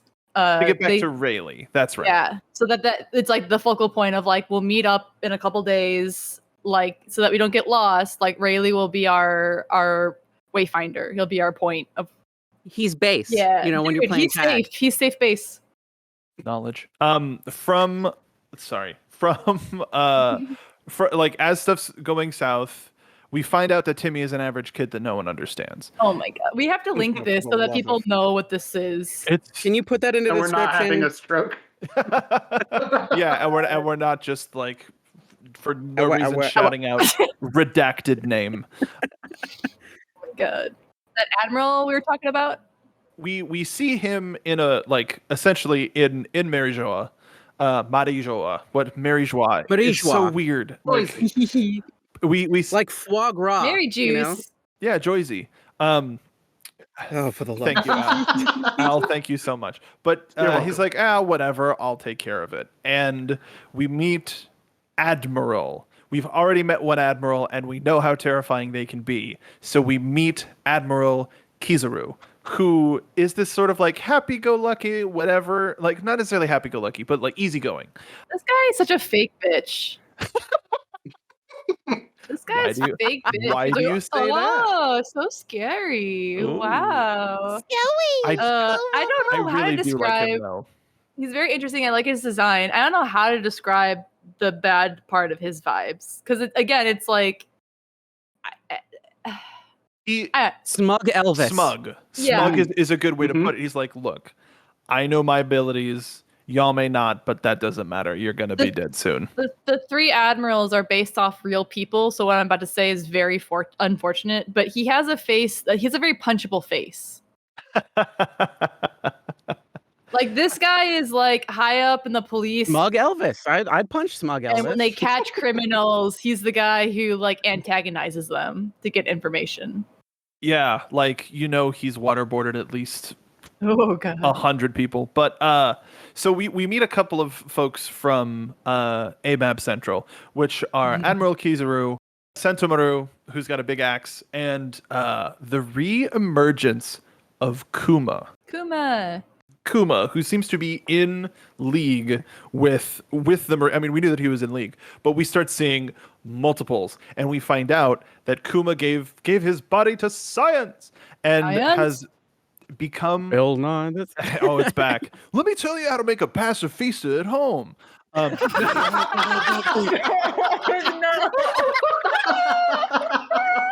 the funniest thing you've ever said. Oh my god. Oh. Wow. That is the funniest thing you've ever said in your entire I thought life. Bone That's Cornet it. was Pack pretty it up. good. Pack it in. Yeah, man.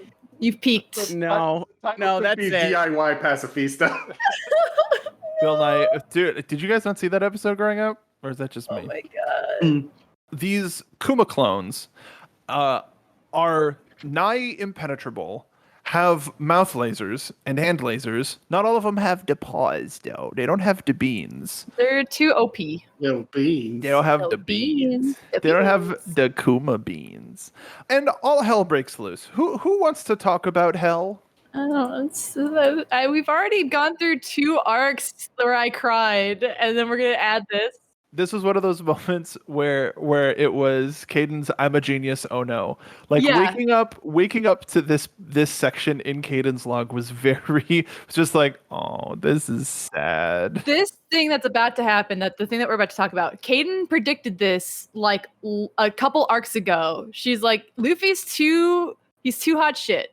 He's living life. He's having a good time. It's all gonna come crashing down at some point. And she just kept laying into like, it's all gonna come down at some point. It's all gonna come down at some point. This and that. And then it's happening. And Caden was like, oh no. Oh Wait a no. minute. Oh no. I'm a genius. Oh no. Yeah, that was so that Ah, was the moment I was like, you're this meme entirely. yeah, it was bad news for me.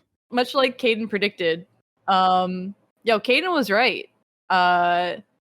It all came crashing down on Luffy to a point where they're like, all right, you know what? They are learned by example, right? This is what they've learned in their travels, is that they can get away. They'll split up, get away, they'll regroup. They haven't met an enemy yet that they can't defeat. All right. Let me just preface it again. Then They have not met an enemy that they can't defeat. Oh. Or the enemy has walked away or whatever. it's always been like they get out with either a warning or they win. Yeah, like They- their Plain and simple. They grandpa. roll well on luck. Their grandpa Yeah. Garp is like, cool, good catching up. I'm out of here. Or Don't do it again, young man. Aokiji is just like, well, I'm on a lunch break, so see you later. When it comes to the pacifista, though, we have Zoro using Ashura, which we recently saw as like a new ultimate attack that took care of a member of CP9. And it took Sanji using like Flambage Shot, which is like one of his big new super moves. And then Luffy using Gear Third, and that took down one of them. Yeah. And then like 3 more popped up. Mm-hmm.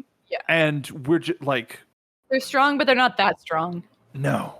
And everybody's like, this sucks. We gotta run. And like Kizaru shows up and is like, where are you running? Why are you running? Why are you running? Why are you running? So thankfully it's a thing of Rayleigh showing up and going toe to toe with Kizaru, and that okay, cool. Kizaru's distracted, kind of, despite being able to literally move at the speed of light. Distracted enough because apparently Rayleigh is also God Grandpa. I told you he was a like- slut, dude. The Dark King. Yeah, Dark. You can't. King.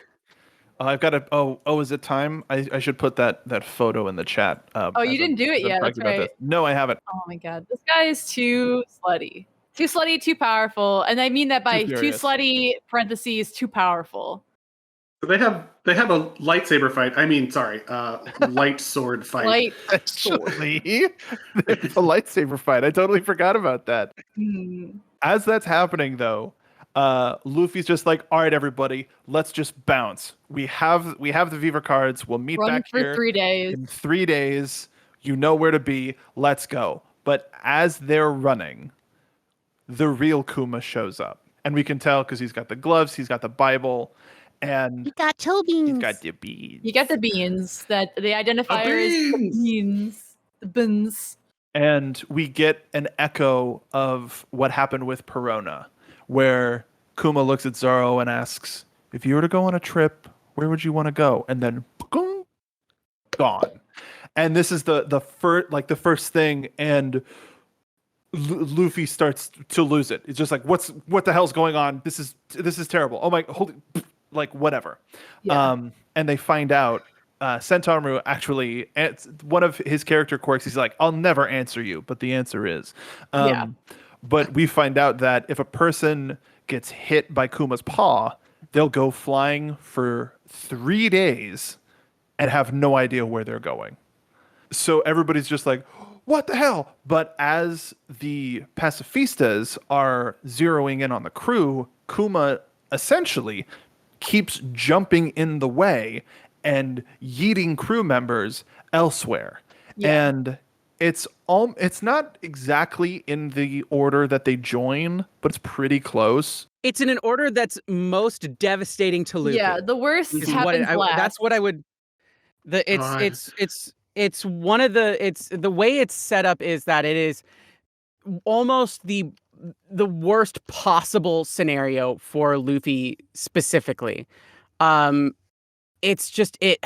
It's in that moment too. Like Sentaro does explain like the mechanics, right, of his devil fruit, but you're in like a high adrenaline situation, like where I don't really think anybody's really registering like It's like, that I don't these people- care. that these people are eating, right? All Luffy knows is that Yeah. his friends are like disappearing in front of him, and the previous knowledge that we knew that Nami told the crew on Thriller Bark was that she saw this guy like like all we know is that Perona was just gone. Like we didn't know like what happened to Perona, so like it kind of implies like Yep. maybe like He EBD slapped her to or atoms. yeah, or like dead.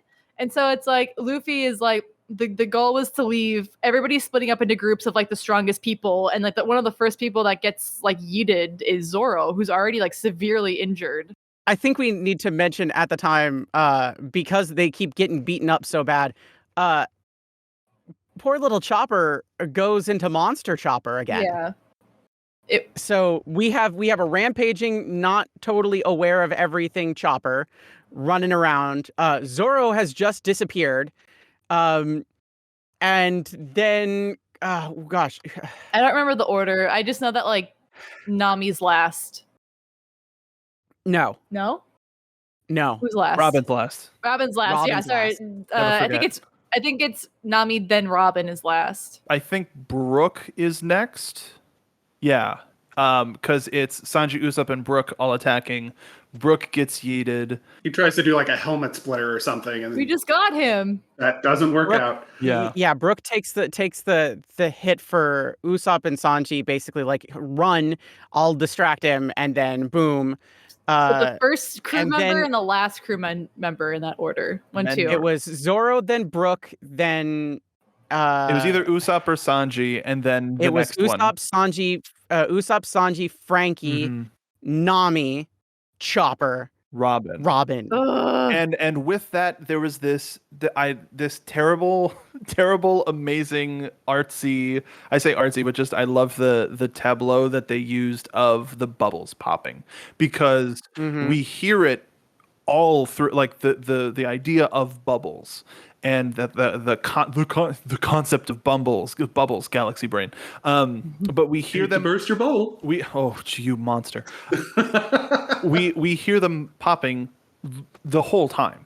And then like the concept of the bubble shield on the ship to go to Fishman Island, and all of these things happening all the time, which recontextualizes those sound effects. But seeing the same number of bubbles and then pop as they get taken out, and leaving Luffy in just this quiet despair. The fact that like at this point, like Robin had dealt with her big thing. It was just like, okay, cool. Beyond this, there really can't, it's like, you really can't hurt me too much. It's whatever. The big thing that really hurt me is gone. Now it's just me and my found family. And, it's like, we'll be fine. And literally the look of horror on Robin's face as she's once again reaching out to Luffy for help. And then as he's reaching out and fairly close to Robin, gone. Mm-hmm. And that was the last moment. Oh. And then it was just like, and of course, like then you get Kuma going over to Luffy, gives a little bit of a goodbye, wink, wink. One of and a then terrifying final line of, "We will never see each other again." This is one of the things where you have to watch the anime, like the way this scene is animated and the way that Luffy is like feels so helpless and clutching the ground and kicking it. It's like, I will say this is 20 episodes, and it is a very action-packed 20 episodes. It's very dense, and there's some moments that just they need to be seen animated. It's a lot more impactful that way.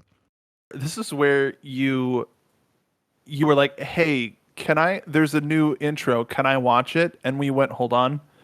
Oh, no. Because of these 20 episodes, it's the Kuma fight.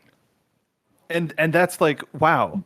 Like, first of all, song's a banger. But huge spoilers. It's huge. Like, it's one of those things where it's like, can you just show people? It's the TikTok where it's just like, and everybody is like, yeah, that's just One Piece. It's like, oh yeah, I'm watching an anime. It's like it's the end of the episode. It's like, and who will do? It's like, what will happen next time? To be continued. And then it's just like, here's the episode preview, and then it's the answer to everything that you're going to see in the next episode. But that's the One Piece intro as well. Like One Piece does that all the time. Joins the crew. It spoils its own stuff immediately. Like Oda's just super excited. Y'all, I want you to know that Brooke's gonna join in like 30 episodes. It's like, I don't even know who this is. Who? What are you talking? It's like Thanos. I don't even know who you are. Yes. It's definitely, again, like this arc is definitely worth watching because you get the severity of it in the manga, but having to kind of sit in it in the anime where it's like it's just like this moment where it's like, we got to get away, like, oh god, Zoro's gone and then Brooke's gone. And it's like, you're seeing all of these characters just struggling in like the worst way, where like when Brooke gets taken, Sanji's just like rubbing his head. And he's like, what am I doing? What am I doing? I have to protect I have to protect my friends. I have to protect my friends. And then he's gone. And then Usopp's like, I have to be a man. My friends are disappearing in front of me. And it's just like so upsetting. And Luffy is like across the yard, right? Like he's running, and then the second he's getting closer to those guys, all of a sudden Kuma's behind him and he's going towards Chopper. And it's like, what? It's just like this moment, this horrible moment where everything is out of your control in the worst way. Like, they're strong, but it doesn't mean anything when you're going up against stronger people. And up to this point, we've been told that like it's a different game when you're on the Grand Line. Like, these people are way more powerful, and it's like they've lucked out of having a defeat like this. Like, this is complete and total defeat. Like, they did not stand a chance. This was the ultimate loss. The thing is like, as far as this is concerned, the people who really had the opportunity to wipe them out immediately, like Kuma and my gosh, my brain. Kizaru? Kizaru, yeah, Kizaru. The two that they meet when, like, at the point where it's just like, oh, we can't take them. You know, they meet them at a point where Kizaru's just like, I'm literally not here to fight. I'm really just kind of here to test you. And that's it. I'm going to let you be after this. And you've proven yourself. I'm going to leave you. Next time we see each other, it might not be that way, but I'm just going to let you know that this is what you're in for. Here's a taste of it. And then when they see Kuma, it's like Nami meets Kuma and there's kind of this exchange and, it's like it goes in her favor. And then they, it's like the rest of the crew meet Kuma. And again, because of the tenacity of the crew, Kuma's just like, okay, I'm going to give y'all an opportunity. But this is my opportunity here is going to hurt you real bad, not kill you, but this is just a warning. This is what you're getting into. And then when we finally get there, it's just like Kuma's kind of it's still being nice. It's like, I'm not killing you. I'm sending you all away. Don't look for each other. This is your final shot. This is your warning. Don't come back. It's like, don't do this. I'm warning you. You're nice people. You've shown that you're actually quite kind, and I think highly of you. Get the hell out of here. And it's like, and it's almost as painful as it is. Kuma is showing mercy in Sabaody. This is mercy. It's a line of dialogue that's been said throughout, like at least like in the last like maybe 5 arcs, about how they're literally speed running their journey, where it's like they're not taking time to properly heal. They're not taking time to, I mean, they're growing stronger every arc, sure, but they're doing it in such a way that I think Usopp mentions it at Water 7. At like they're doing the DBZ power level where it's like every day we're meeting somebody stronger than we are, and somehow it's just been working out for us. And people have been warning Luffy or talking about Luffy about how like you're gonna meet somebody you can't defeat, and it's gonna like cost you all of your friends. Like it's gonna be the end of your journey. Like this is like things to consider. And Luffy's like, no, I'll just punch harder. Like I punch. And this is the result of what we're finally seeing repercussions to the thing that, people have been warning Luffy about for a long time. Thematically, for other shonen fans, and I'll name drop the one that I feel is the most ingrained into all like ingrained in worldwide culture. I'll talk about Dragon Ball Z for a second. This is that android to cell saga kind of area, because you're introduced with a character who comes in with a warning. Trunks is just like, look, Goku's going to end up in a bad way. All you need to do is be prepared for it. Here's some stuff. I just want to make sure that y'all are ready for it. And they do. They prepare for it. They prepare by training. They prepare by, like figuring out like Goku's going to have this particular heart problem and everything like that. But even so, things get away from them, and they realize that even as prepared as they weren't thinking as far ahead as they needed to be. And then halfway through, they're just like, all right, Vegeta starts training Trunks and Goku starts training Gohan, in the sense of we need to think about, the future. There's more to it than just, these two people holding everything up. And in this particular case, it would be Zoro and Luffy, basically like they are the upper echelon of things. Yeah, get wrecked, Sanji. Whatever. The thing is and that's it's honestly the truth is like, as great as Sanji is, it's like if it came down to it, which two would you ask to protect you? You're right. Immediately, it's always going to be Zoro, and it's always going to be Luffy. Oh. And we just saw this in Thriller Bark too, where Zoro was standing up to Kuma. This is how they when they originally met him, where he was like, "I'll take the hits. Like I can't die here. Like I will take the hits for Luffy. Like this is our exchange." And then Sanji was like, "No, man, I'll do it. Anybody, like tell everybody I said goodbye, and it was fun, blah blah blah." And then Zoro's like, no, and knocks his ass out and is like, anyway, as I was saying, like, you know what I mean? Like it's like, or I was so rudely interrupted by this scrub. There's still the like eyebrow. what is their like nickname? It's like the something trio, the monster trio. The monster trio. Like he is still part of the monster trio. But in terms of it's the monster duo, Sanji sometimes. But it's like in terms of like Sanji. In terms of the 11 supernova, it's not the 12 supernova, it's the 11 supernova. Right. And like, yeah, there's like definitely a difference in power level there. So yeah, this is like that. This whole leading up, I'd say, from Thriller Bark up to the end of Sabaody, it feels like it's the same vein of like we're out of our league a bit. Vegeta gets his ass kicked by the two androids and realizes that there's more to it than that. I and need to give they start myself even over to an evil possessive demon. well, no, that isn't till Boo. Oh, you're right. You're jumping. They actually do the wrong thing where they're just like, we need to be physically stronger, and they train the wrong way. Which again, it feels like very similar here, where they're just like, we'll be fine. We've been progressing this way this long. It's going to take us through, and now it's basically like, we need to think about our own skills in our own way and what we bring to the table more closely, because we were completely eviscerated. It's like just being strong wasn't enough. We were outclassed. We were outthought. We were outplanned. We were outskilled and outmatched in every way. Like, we can punch real hard, but beyond that, we really don't have a plan. And this is where that, like, we need to think beyond that comes into play. And it's a great, like, thematic moment, because from East Blue all the way up till Thriller Bark, it's just been like big punch, Biggest or it's like, Big here's like, cool sword, new skill, giant chopper, Frankie, it's like strong right, or it's like, Robin with the giant wings coming out of nowhere in Thriller Bark. It's like everybody's got these big things as like a show off thing. It's like, but you're just thinking about it as bigger, bigger, bigger. You're not thinking about it in a sense of actually, unifying this stuff.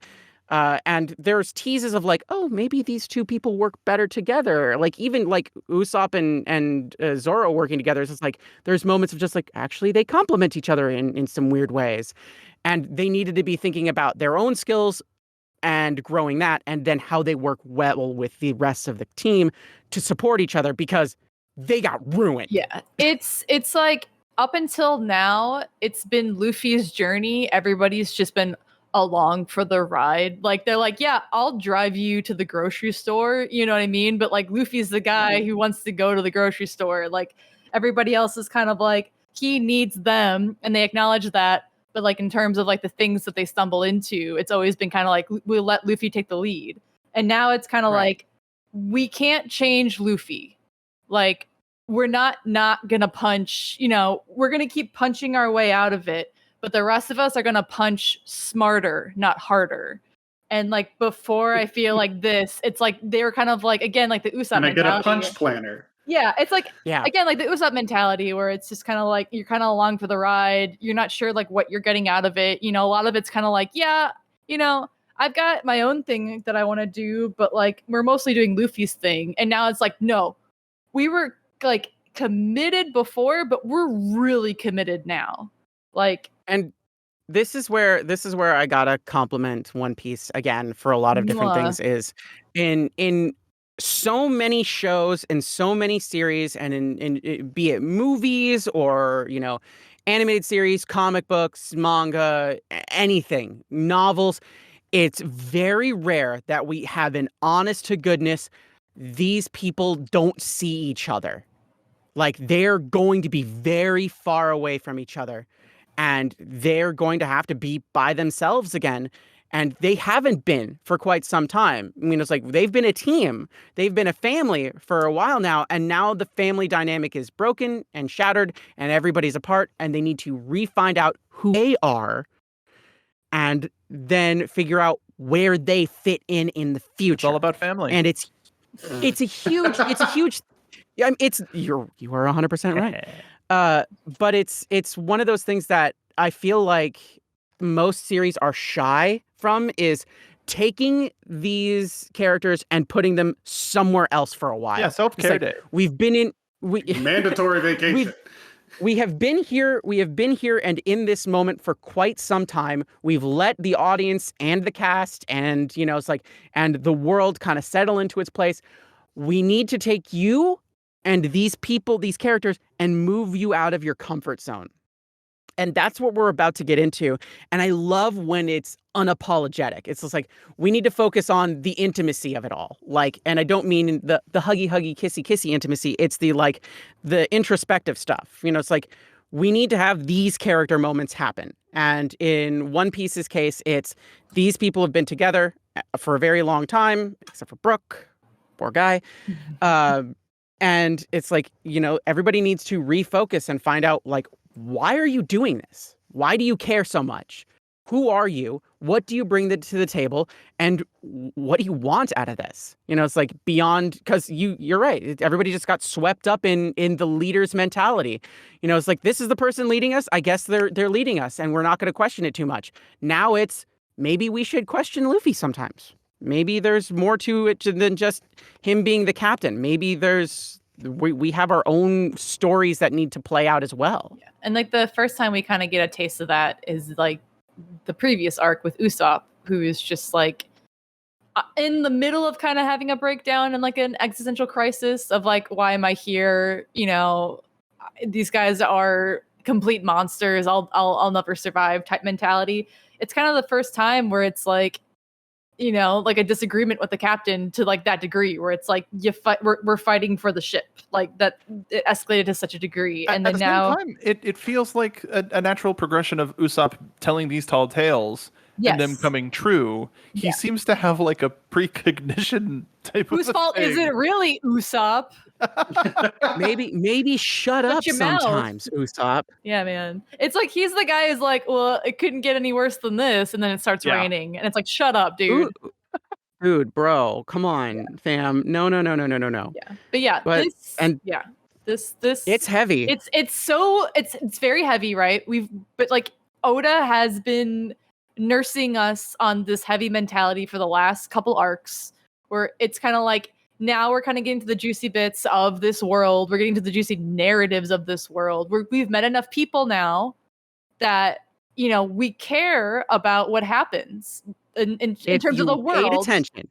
Yeah, like, if you paid attention, Oda told you this was going to happen. Oda never told us the Marines are bad, right? Oda didn't come in and say cops are bad from the get-go. What he showed us is how they act, how they've been acting, why they're acting. And we meet people who suffer dearly because of these characters. And so then we make the assumption, and we get it, where it's like, no, these guys are bad. These guys are bad. And then now we're finally seeing the full extent of bad. Luffy is coming from like the middle of fucking nowhere, Midwest, has never had any real problems in his life. Like he's doing okay. And then suddenly is coming to the bigs. He's like going to like Washington, D.C. and is like, that's not cool. I don't like this at all. And it's just like, it finally kind of like the eye-opening of this world. And our journey as readers and like with the Straw Hats and everything, it's just this very devastating scene that, needed to happen. Caden has called the scene for a very long time because of all the narrative surrounding it, of like the speedrun mentality of, all of these things that needed to happen. I hate that it happened. Every time I think about this scene, I cry. As we were talking about it earlier, I had like goosebumps. I was just like, I can see this scene so clearly in my head because it traumatizes me so aggressively. Yeah, the bubbles, rent free. It's just like at the same time, it's just so good in the same. Like the animation is so good. Like it's like they are ripping these characters out of your, bloody fingered hands. Yep. Like they're being completely ripped from you. It's like childhood. They're taking your favorite toy from you, but they know that you need the time away from it. Yeah, it's just it's good in so many bad things. And then before we like kind of start wrapping on this, I do want to make a point to say that Kuma whispered to Rayleigh that like something. He's like it's kind of like we don't know what he whispered yet. He whispered something to him that prevented Rayleigh from stepping in. Rayleigh just continued to fight Kizaru, but he wasn't like, not these children. Like he didn't Mr. President any of the Straw Hats, right? Like they still got yeeted even though he was there. Like he just Mr. President as a verb. Oh my god. Mr. President, get down. But like that's very important. And then I don't know. I think the only other thing I can think of that was important that we didn't talk about is who owns the slave house. Did we? We did not.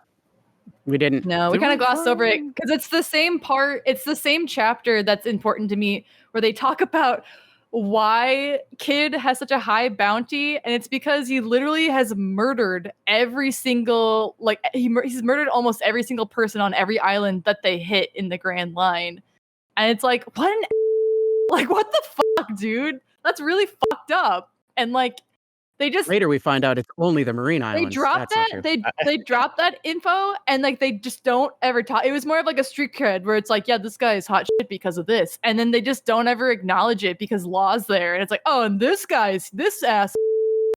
And I'm still to this day like rereading. Well, Caden's been watching and like rereading this arc. I'm just like, what do you mean he's killed? Like, that's really fucked up. I didn't remember that at all, and I don't like that at all. And I also, speaking of the thing that sparked this conversation, I don't remember that it was revealed that Doflamingo was the person that was in charge of this auction house. But as everything is starting to unravel, Still barely met this dude. I hate him. Doflamingo gets a call from the guy running the auction, like, "Hey, stuff's goofed." We see a silhouette, right? I don't know if it's. I don't remember. We've met him, I'm not right? the- We've met him previously, where all the warlords were meeting up to talk about Crocodile. Yeah, we've seen him Right. before. I don't remember in this particular scene if it's just like his glasses or whatever. But he totally ghosts this guy. Like, I am no longer dealing with the slave trade. This is now your issue. Goodbye. In that, he also states because he has bigger fish to fry, because the 7 warlords have been called to engage the Whitebeard pirates. And so it's like, all right, you deal with this. I have other stuff. And that's a big bomb as well. And I can't believe I totally forgot about that. It's, if you paid attention during one of like the worst parts of Skypiea, Jaya Island, if you remember the crew who was bullying Zoro and Luffy and that whole thing, they're wearing a very specific symbol that is the symbol for Doflamingo's crew, which is like a grinning face with like a line through it. And this slave house has that decoration on it, all over it, so that you don't know. Forgot about that. You don't forget. I can't forget. I wish I could forget. It's like really like already, this guy's like kind of weird. Like every time we've seen him, it's like, I mean, he's got to be like to a level of like bad because he's a warlord. And then it's like on top of like bad vibes, it's like, oh, he's just casually like part of his power is just having slave trades. And it's like, fuck this guy. This guy sucks. Yeah. Not a big fan. I've barely met the dude. I hate him so much already. I found the frame. He's on a tropical island, like with a cocktail in hand, looking out to the sea, just sort of casually, like legs crossed, as he is. He's like, well, known man, to be. that Sucks to be you, doesn't it? Yeah. Huh. He's like, good thing I'm now giving you the place that got destroyed. It's your thing now. Congratulations on your promotion. Yeah, exactly. Like, I want to say a quick thing about since we're at that, we're a little long, but I think it's important to note now more than ever, because next episode I'm going to get back into predictions. Now, for everybody who's been listening and as I've gone through things and making my predictions and saying these different things and them coming true, it's just like, I'm sure a lot of you are like, how does she do it? And the answer is, it's basic storytelling. There is nothing here that you wouldn't, get in most other things. It's just that Oda sticks to a certain level of things, and it's very obvious to pick up, what he's putting down. And the thing is, and I see this all the time on social media. I see it on every single thing. It's like, yeah, I saw that coming a million miles away. It's like, good. If you don't, then it's a bad story moment. Exactly. There's a twist. Listen, you should feel a twist coming. you shouldn't be able, it's like some people would just like, brain off, let the twist take you, but you can feel it inherently. If you've studied, how stories are written, how stories are told, and, theming and, the tropes and everything like that, you can feel the turn. You can feel when something is going to happen. It's just this thing that, you get the idea of. I overextend into it for the sake of it's fun to do that for me. Especially with this long-running series, it's great to do that. I have a long way to go, and I'm sure I've been just off many times with things.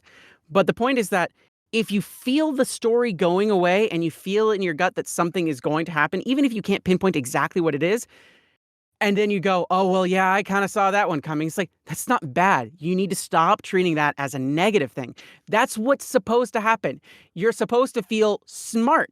It's the story telling you, it's like, good, you picked up on the emotion. You're supposed to feel something from things. And I feel like everybody got this cynical mindset over the last like 10, 15 years where it's just like, oh, well, of course this happened because it's like, yeah, that's how you can relate to something. And it's a trope for a reason in a lot of different ways. And there's bad tropes and there's good tropes, but it's like, these are bare bones basic story moments that are happening here. And the people who've complained about predictability, yeah, you're the reason Game of Thrones sucks, by the way. Thanks for that.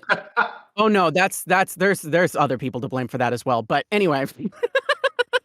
Blamed all around. Yeah, no, you're right. You're right in the sense of just like sometimes you just need to let the story take you. And just because you're laying back, your eyes are closed, and you're just kind of like floating in the river, you can still feel where the water is taking you, and you can feel the direction it's about to go. There is an ebb and a flow to these things, and it's good to let yourself feel those things because that's how you experience a story and let it like, let yourself enjoy it. It's like there's of course being critical about things, and that's fine.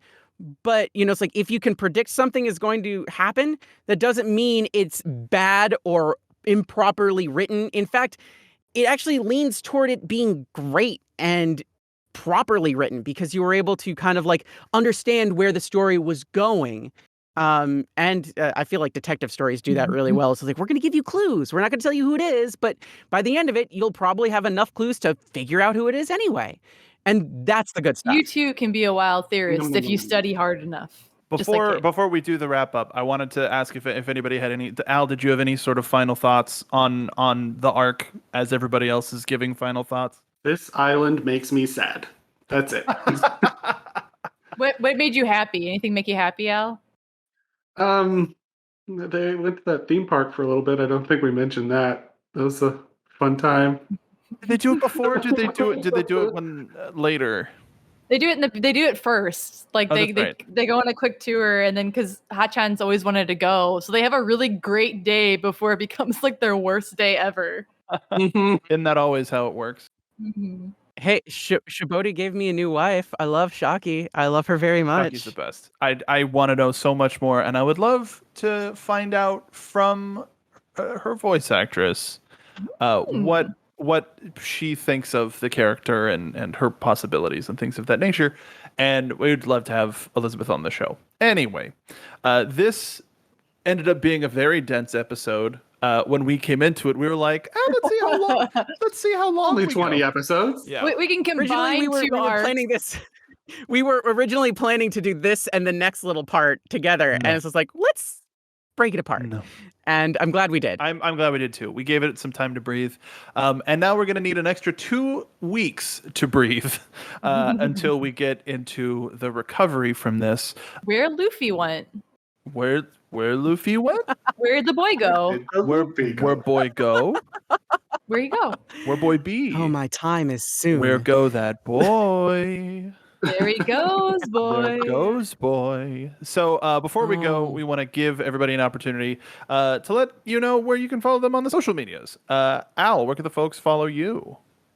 You can find me at Al McClellan Jr. ALMCCLELLANDJR on Twitter, and I think Instagram.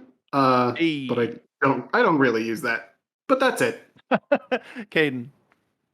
You can find me on Twitter, Tumblr, and Instagram. That's KDINJENZEN, just my name. And you can also find me on the Rooster Teeth website, KDIN. You can follow me on Twitch, Twitter, Instagram at Mark Bidonica. How about you, Captain? You can find me on Twitter at TEHFLOD and on Tumblr as Molly Flood, Molly K Flood. And we have a Yayo Talk Show Tumblr. So if you want some memes, want some fan art, want it on your feed, follow us on Tumblr. So going along with how most arcs and sagas have ended, now that you've listened to the episode, you've joined our crew. With that comes the responsibility of telling your friends, leaving a comment, following us on Twitter and Twitch at Yayo Talk Show, and letting Caden watch the show in one piece. So come aboard. And on this day, in Grove 12 of the Sabaody Archipelago, the Straw Hats were completely and utterly defeated. Talking about One Piece.